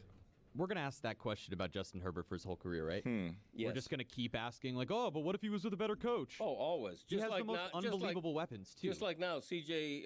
Stroud and Bryce Young are always going to be compared throughout their career. But Herbert's been in the league, 4 years? And if Staley gets fired and he gets a new coach, it will be his 3rd coach in 5 years. No, it's a shame for him. He's a really great quarterback, but I guess it's the way that we're constantly doing these comparisons between the two of them when one of them is not only winning, but breaking all of these records statistically and having a spectacular season. Obviously, like, the system has something to do with that. It would be crazy to say that it's not Mike McDaniel in some capacity. But also, different quarterbacks fit in different systems different ways, and Justin Herbert has his flaws that maybe wouldn't work if he was just in the system. I think there's so many people saying, oh, well, if Herbert was in Tua's spot, it would be even better. I have no reason to believe that's the case. I have something that's probably not popular, especially down here in Miami. Oh, boy. Dolphins offenses have ruined football for me. Like, I can't watch a football game that's not the Dolphins. It's done the exact opposite for me. I just It's can't. made football amazing. Like, I'm watching. No, Same. it's great, but I'm saying it's ruined the rest of football for me. Like, I can't watch just a single game that's not the Dolphins. Like, I if I understand. tune in, it's the 3rd quarter. It's like, I don't know, 14-9 or something. I can't watch it. I'm the like, this is Patriots boring. option doesn't do it Well, for I'm you? like, why can't you guys just score? I don't understand. Like, why does it take you so long to score? Why can't you just score in 3 plays in 45 seconds? Like, what's going on They've here? spoiled you.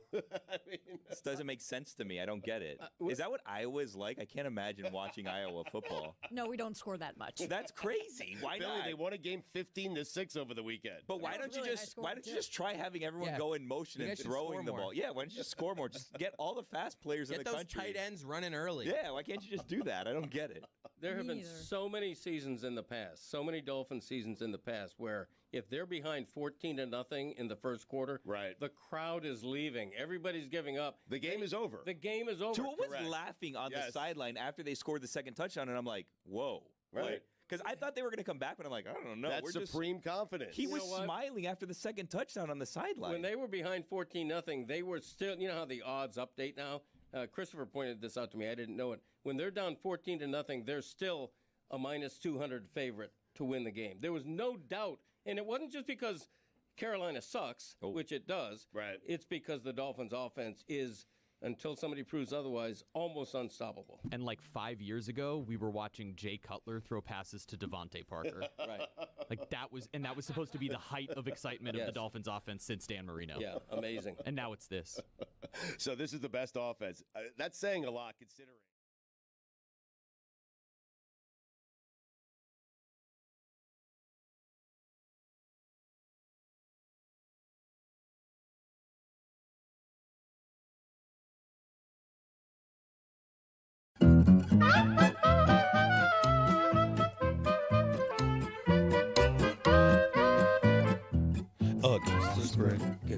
Against the Spread is presented by DraftKings. DraftKings, the crown is yours. Roy, what do we got? Game 4, the Sabres and Canadiens. Montreal currently leads the series 2-1. The Sabres have won 12 of the last 15 games as an underdog versus the Atlantic Division. And they have also covered the puck line at 73% this season. So go with the Sabres. They are an underdog at a goal and a half against the spread. Mike. Gonna go with the Pittsburgh Pirates. Skeens on the bump against the Colorado Rockies. Just look at the ERAs, and this one works out for us. So let's take the Pirates minus 1.5. You're gonna have to lay some juice on this one because they're expected to blow them out. Against the spread. Speaking of blowing them out, that sounds like something between a leaf blower and a chainsaw. It does not. No one would guess that. No one would guess that that's a gassy. Hey, can animal. you keep it down? I'm doing a podcast. It's like right outside my dad's door. That's every time we're doing the Greg Cody show. That sounded like my racehorse leaving the gate and finishing in last place. I just enjoyed watching Greg Cody walk around out there with a single piece of bacon in his hand, no napkin, no plate. It's one of the great joys of Greg Cody Tuesday, watching him leak bacon grease as he just walks around. It's generally the best bacon I've ever had in my life. I don't know who your bacon provider is, but they knock it out the park. Today, there were some problems with it, if I'm being honest, but generally speaking, it's primo bacon. What were the problems with it? It was a little brittle today. It was a little brittle. You like your bacon.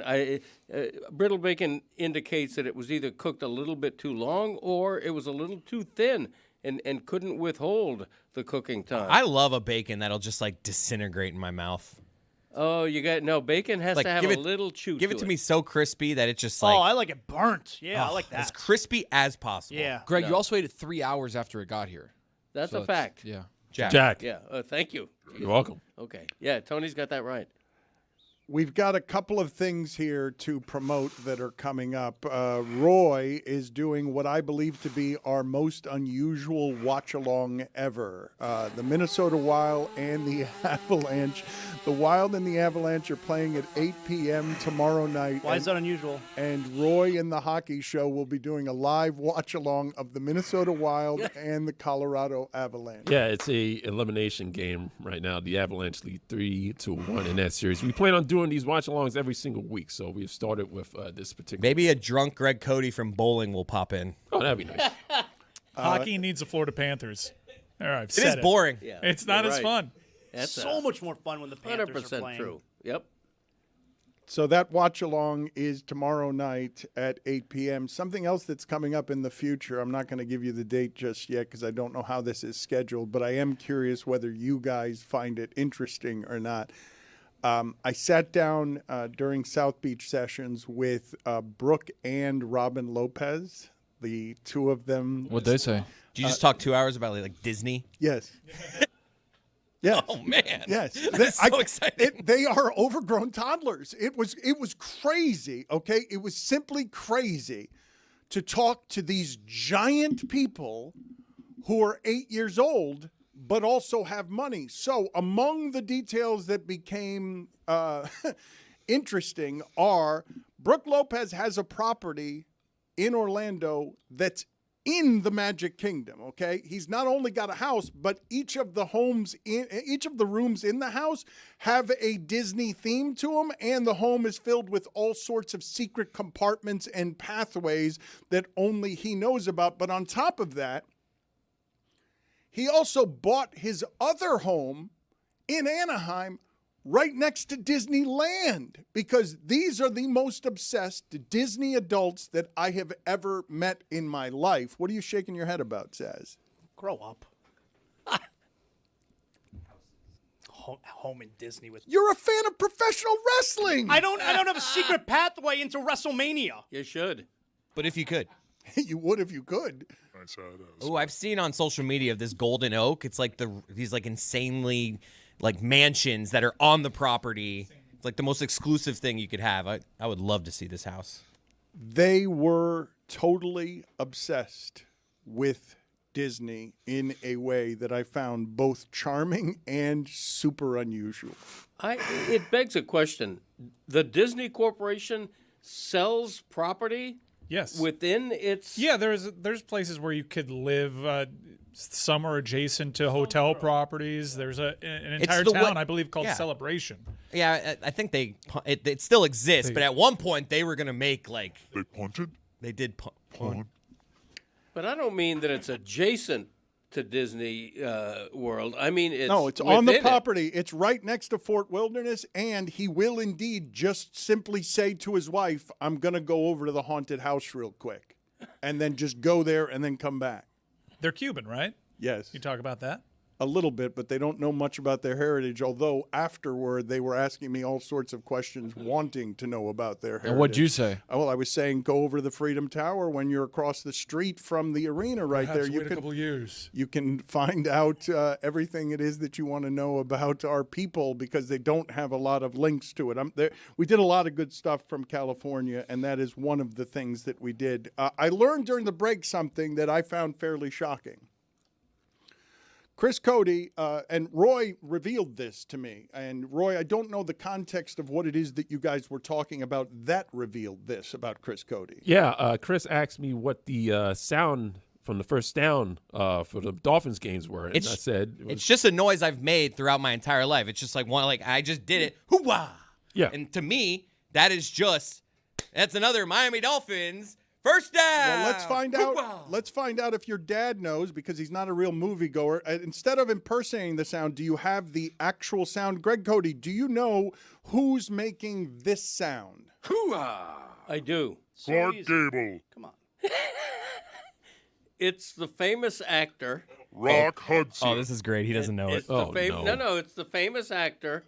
And I got to pin his name down because I don't think you should be able to say this immediately. I don't think it's Robert De Niro, No. but I think it's in the somebody neighborhood. In the neighborhood. Give me a second. Robert De Niro. Humphrey. Al Pacino. Hey, there you go. If someone said that in his headphones, you're fired. Now, No, what movie? nobody said What that. movie? It's APAC. What movie? Streetcar Named Desire. You ain't you. No. You're not man enough to know the truth. Something like No. That's a few That's good the one I men, bought. and That that's a few brutal. good men. Good answer. Good answer. And it's That not, is you're not brutal. man enough to know the truth. I You can't. can't handle the truth. Don't know. That's Don't know? it's a different Damn it. movie. Seriously? Pacino was Tell not me in you're it. not man enough to know the truth. That was originally a line. Nicholson ad-libbed. They kept Put it on the poll that at was Le Nicholson. Batard Show. Was Pacino in A Few Good Men? Was a blind Pacino? Okay, who did he say? Who Dad said on a hoo-ah hot in tin what roof. movie? Let's keep going. Let's see how long it takes you to get. Okay, play it again. I think did he win an Oscar? I think Yes. he won an Oscar Yes, he for won this. Best Actor. Yes. Bull Durham. No. Good answer. Good answer. Put it on Raging the poll. Bull. Raging Put it on Bull. the poll. Raging No. It's a bull movie. Just naming De Niro movies. Red Bull. I don't know. Put it on the poll. Was a blind Pacino in Bull Durham? Chicago Bull. And put it on the poll as well. Was a blind Pacino in Raging Bull? First of all, it's a really random thing to have stick in a dolphin. I say it all the time. No, but it's been for 30 years. That movie's 30 years old. I don't want to tell him what the movie is. Keep guessing, Greg. Keep trying to guess what the Al Pacino. How many Oscars has Pacino won? Because he A Few Good Men. You already guessed that, and we already told you that it's not A Few Good Men. Okay. And you're not man enough to handle the truth. Right. Okay. Classic line. It's got a military theme to it. I just can't come up with a It's name. not a military theme, but I think he's a former military guy. Okay, And- that, He was a colonel. There you go. Patton.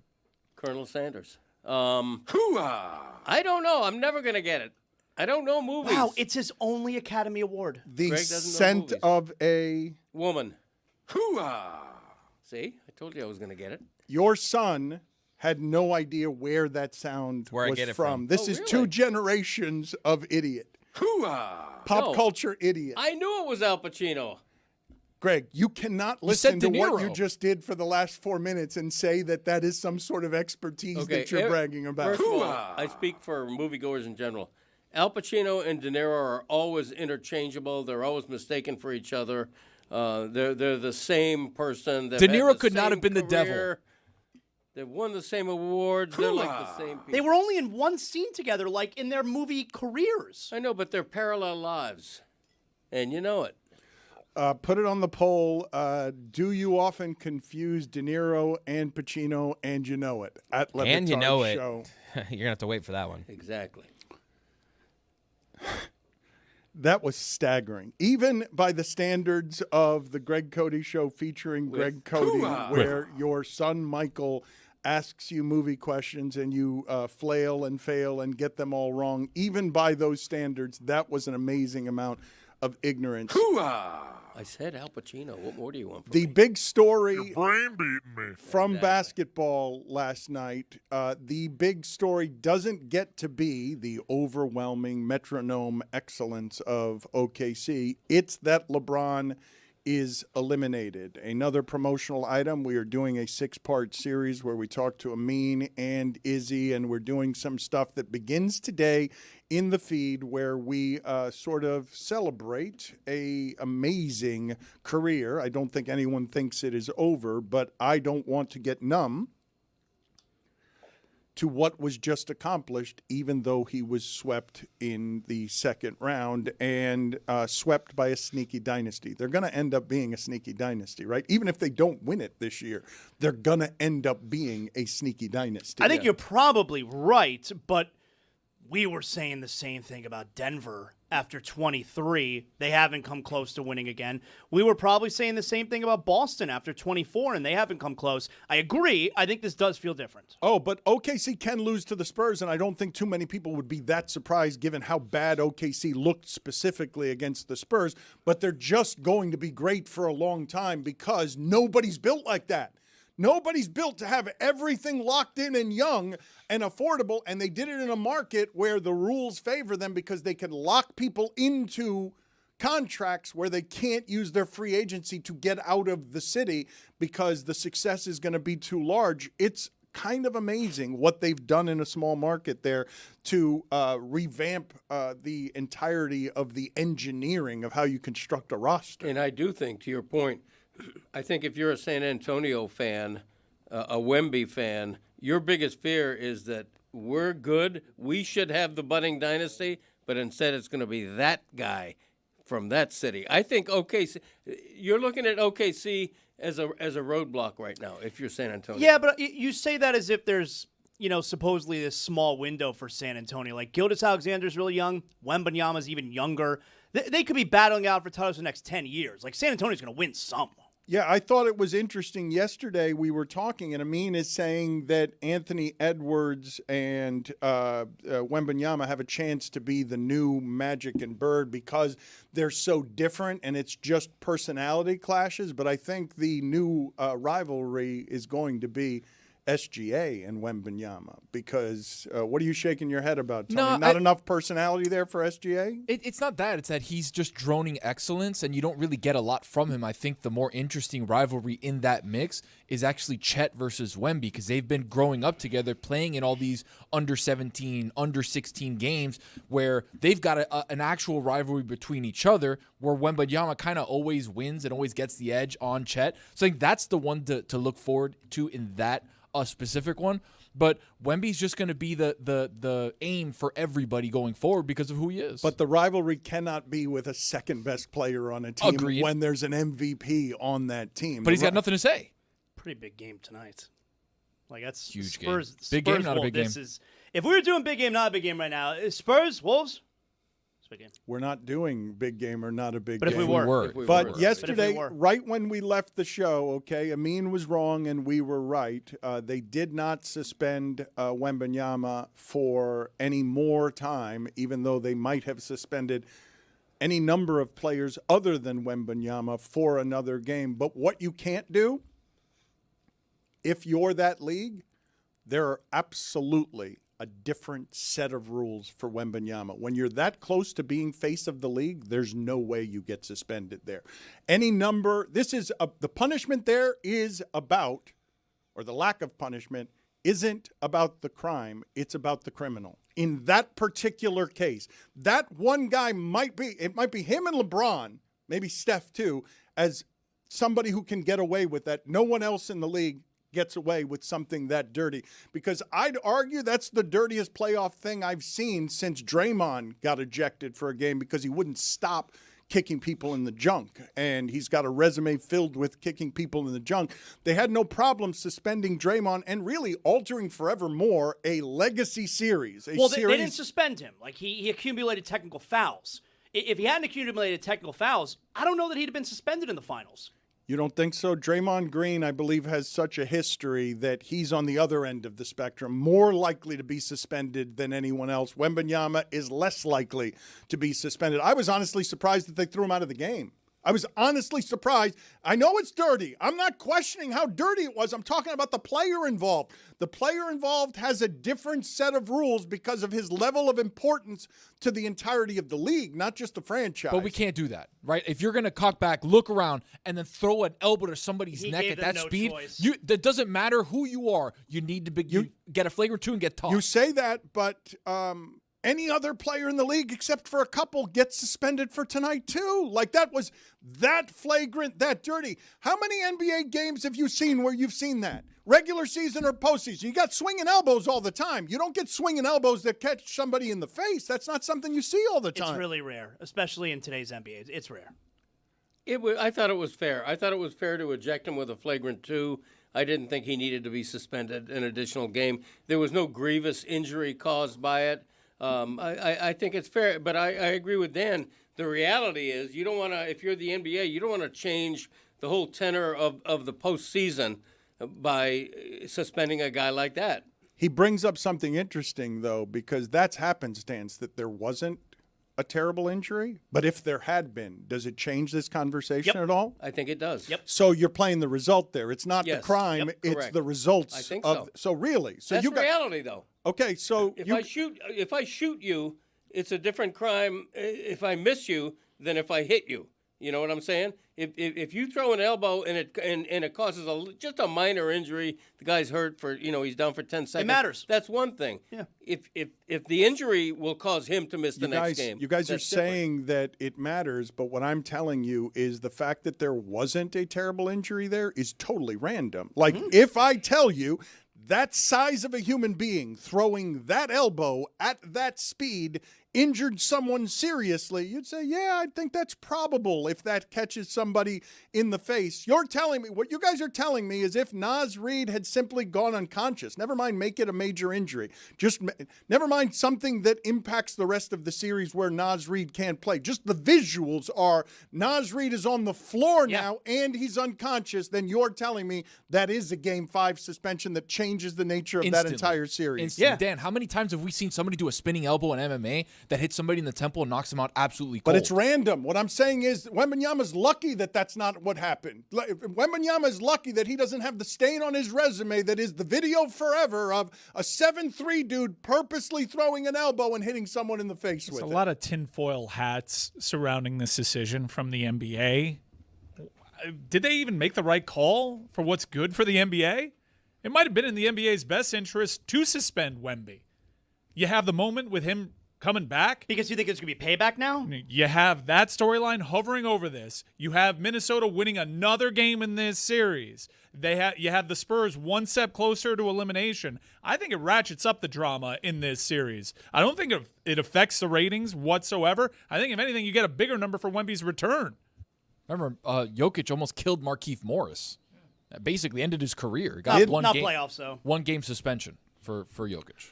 So this is the Draymond quote on all of this. You tell me what you guys think. Jaden McDaniels and Joker just got fined for much less. I would say to the Minnesota Timberwolves, hey, guys, this is fair game. There's no suspension. There's no fines. Who's going to elbow him in the face?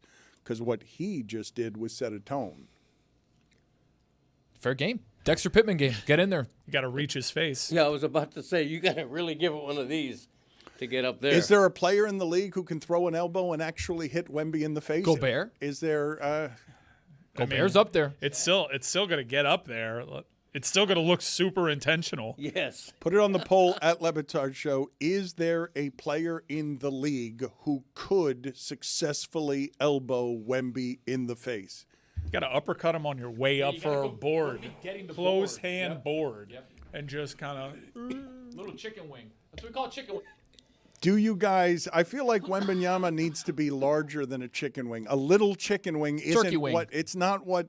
It's an ostrich wing. It's not. It's not a little. It's not a little chicken wing. But we don't do ostrich wings. We do the ostrich drum, right? The emu, like I said, at Disney, they have like the big ostrich drum as a turkey leg. You ever walk around with those? Embarrassingly, no. Me neither. Did you just say the emu, that Disney is serving emu? Is that Yeah, what you that's just something I've said for many I years. don't believe that they are serving You emu. want to check? I don't think. Go ahead and check for me, please. I don't think that that's accurate, what you're saying. I don't think that emu is, put it on the poll at Le Batard Show, is emu a Disney delicacy? The Yes. turkey leg is very, very big. They don't make turkeys that big. So big. They don't make turkeys that big, Dan. I don't know. How if much you do knew that turkey leg goes for these days in Magic Kingdom? Probably $20. Is it really? Probably. It's a huge emu leg, of course. It's it is. cheaper than a turkey sandwich in the LA airport. Short-term pain, long-term gain. A turkey sandwich at the LA airport is $25.30, and I don't think that Cody's got this right anymore. I think all prices have changed so much that I don't believe you can get a turkey leg at Disney. Do I have it wrong for $20? I'm seeing, As of mid 2025, it is between $14.49 and $15.50 for the turkey leg. Nothing's happened since then to affect the price. Could be up by then. And is it indeed a turkey leg? Because you are saying there are no turkeys that are that big, and I'm not sure that I disagree with you. You know, large language models say that no massive turkey legs sold at Disney parks are not emu, despite long-standing urban legends and claims from celebrities. But they use male turkeys, which are called toms. And they can grow up to 50 pounds. You can eat that Tom. BS.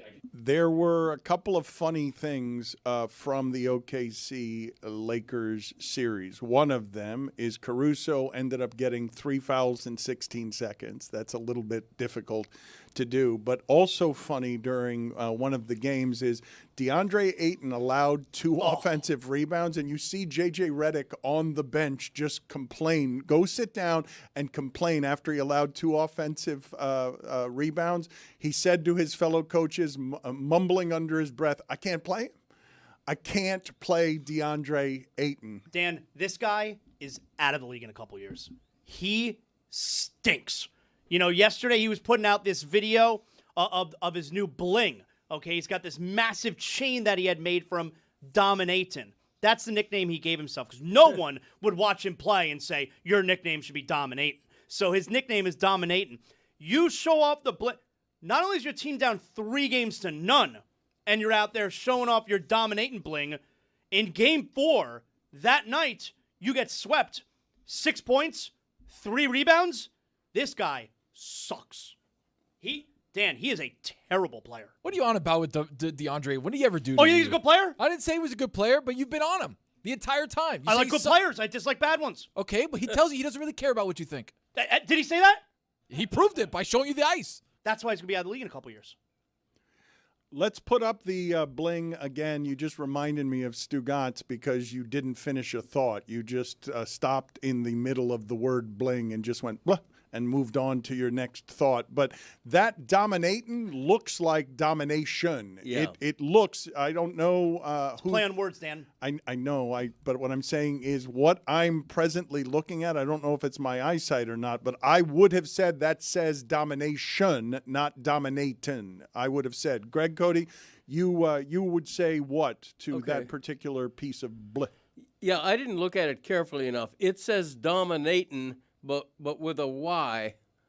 Instead of a T-I-O-N, it's a Y-T-O-N. Right, his last name is Ayton. So it says dominatin' is what it says. Stinks. Thank you, Dad. You're welcome. His bling is pretty good, though. You think there's a single Laker fan wants him back next year? Well, what's going to happen with LeBron there? Because to me, it is rare to have the kind of excellence that OKC is showing, and it's not the conversation point today. The conversation point today is LeBron's season is over, and he's saying after the game, I don't know if I'm going to be here next year, which is a curious thing for him to say, given that he's one of the few players in the league with a no-trade clause. He can absolutely guarantee that he will be there simply by choosing it. Here's his sound after the game. You guys asked me about it, and I've answered questions. I don't think I've come out as like, oh, retirement is coming. So, I mean, with my future, I don't know. Obviously, I mean, we're still fresh from, obviously losing. I don't know. I mean, I don't know what the future holds for me, obviously, as it stands right now tonight. I got a lot of time. I'll sit back like I think I said it last year after we lost, I think, to Minnesota, to go back and recalibrate with my family and talk with them and spend some time with them. And then when the time comes, obviously, you guys know what I decide to do. Well, Dan, for the first time in his career, he's an unrestricted free agent. Oh, that's right. That's never been this is the first time in his whole career unrestricted free agent. So Haberstroh just published an article, and he's arguing that LeBron has had 4 different Hall of Fame careers. That he's been with the Lakers longer than he's been with anybody. So it's 8 years, and it's 8 All-Star appearances. It is funny that, I think it's been consensus that he had 3, and now the big take is a 4th. Well, which is insane. Because Tom had 3. Tom Brady had 3. Right. And now you can argue that LeBron James has had 4. So what do you guys think is going to happen there? Because he was saying that the season was a success because it's the first time he's ever had to play as a third option.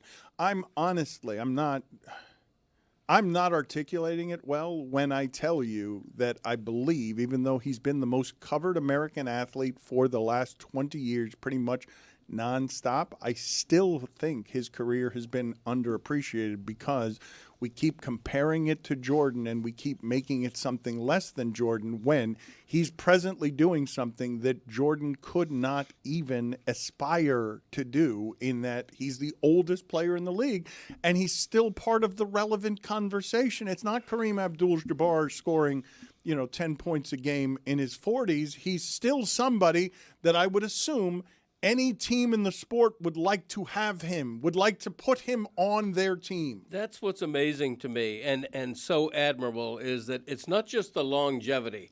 It's not just his age. It's that he is all-star caliber, all-star quality at that age. I don't see a lot of decline. Now, he's the third option on a healthy team, maybe. Not on every healthy team, but maybe that one. But it's remarkable how good he's maintained, how good he's continued. I think Tom Brady showed less toward the end of his comparable career than LeBron is showing right now. What? Yeah. He's just talking about the very last year because he won the very championship. last year, what? It took Stafford's second greatest throw ever to Cooper Kupp downfield. Tom Brady almost beat him. Yeah, almost. He was incredible. I mean, if we're going by that, that's a lot better than what LeBron just did, getting swept out of the second round. Okay. That wasn't almost. Not only that, Tom Brady ruined his marriage for the game. That's for one more season where he went 9-8. All right. Are we admiring him about that? He loves ball. Yeah. Here is Kendrick Perkins saying of LeBron, Steph Curry, and Kevin Durant that they'll never win another NBA championship. He says, quote, "Let's have a moment of silence for the ones that passed away. LeBron, Steph, and KD, they're dead birds. Tall grass when it comes to them ever stepping foot on the big stage again as far as winning an NBA championship. Those days are over." I don't agree with that. I think LeBron can choose and will choose, wherever it is that he's next, a place where he can win a championship as a participant instead of the lead driver. I think you're right about LeBron could choose to go where he wants and still be a major player on a huge stage. I don't see any scenario where he's not with the Lakers again next year. I really don't. Even Cleveland? Definitely not. No, I don't see it. I don't see it. Like, at this point in his career, when we know that he's going to play, every year could be his last year at this point. And for the last year of his career, not a career where, hey, I got to make sure I get a championship. In the last year of his career, he's picking up the family. His kid is on the Lakers. He's got business on that side of the country. His other son's even in school on that side of the country. And he's going to pick everything up and go to a new team, even if the new team's the same as the old team, the Cavaliers. I don't see it. Do you think he wants this to be the end of his career, this exact model, which is I get to the second round maybe, and I get waxed by OKC or a team that Well, is Luke like is not that. playing. That's Yeah, but kind Skip of Bayless already important. told us that they're better without him. But even with Luka, they're not beating OKC. Maybe not, but you can at least think it possible given what you just saw. It's kind of an important player that you need to have if you're going to compete with OKC. I agree, but that West is pretty tough. And here's also the thing. Even if LeBron winds up taking a little bit less than what he's making right now, it's not like he's going to go out there and take the minimum to join a team that's a championship contender. If he's going to join a championship contender because he doesn't want to go out like this on a team that can't compete with OKC, no one who's any good has any kind of money available. So take a minimum contract with a really good team or still get paid a lot of money. Well, the only option is the Lakers. Well, but he could just go to the East, which is easier, right? Well, it's just simply easier. That's why I think the choice is Cleveland. It's the sentimental choice. It's the final homecoming for him. He gets to go to what now is a very competitive team in an easier conference. The path to the championship is much easier there than it is if he stays with the Lakers. I ran into Rich Paul at the airport when I was leaving for Los Angeles. Nice name drop. It comes with information. It's not just name dropping. I have to give you the name of the person in order to tell you. But feel free to hit me with the name drop if you must, even though. And Valerie was shocked when I told her that's Adele's fiance. He was, imaginary golf swinging a golf club because he has made his way into the power brokering in that sport. 95 just NBA clients is what it is that LeBron is doing on the side. It's just his side project. And so when you say that he's got businesses out there, it's not just businesses, obsessed with the content business, obsessed with the idea of content being king. You've seen Rich Paul could have done whatever it is that he wanted. He chose to do a podcast with Max Kellerman, who could have also done whatever it is that he wanted. And the two of them are doing a podcast together where the business that overflows from LeBron is such that his buddy who he once met in an airport is representing 95 NBA players, and that's just the NBA. They represent I don't know how many hundreds of other people. That's a crazy business to have on the side where you get a percentage of what all of those clients are making, and all of those clients are making a giant amount of money. The amount of money that he gets benefiting from playing in Los Angeles for the Lakers specifically is just nuts as a side project. That's one of the many things I've always admired about LeBron. I remember years ago, he was either still with the Heat or had just left the Heat, him saying in an interview that he wanted to be one of the first athlete billionaires. He's always had a business intelligence to him that's admirable. Let me ask you guys this question because I don't know. I didn't see the Kevin Hart roast. I'm assuming that much of the subject matter in making fun of Kevin Hart is just how much he's doing, how ubiquitous he is, how much money he grabs at, because he has the stated goal of wanting to be a billionaire.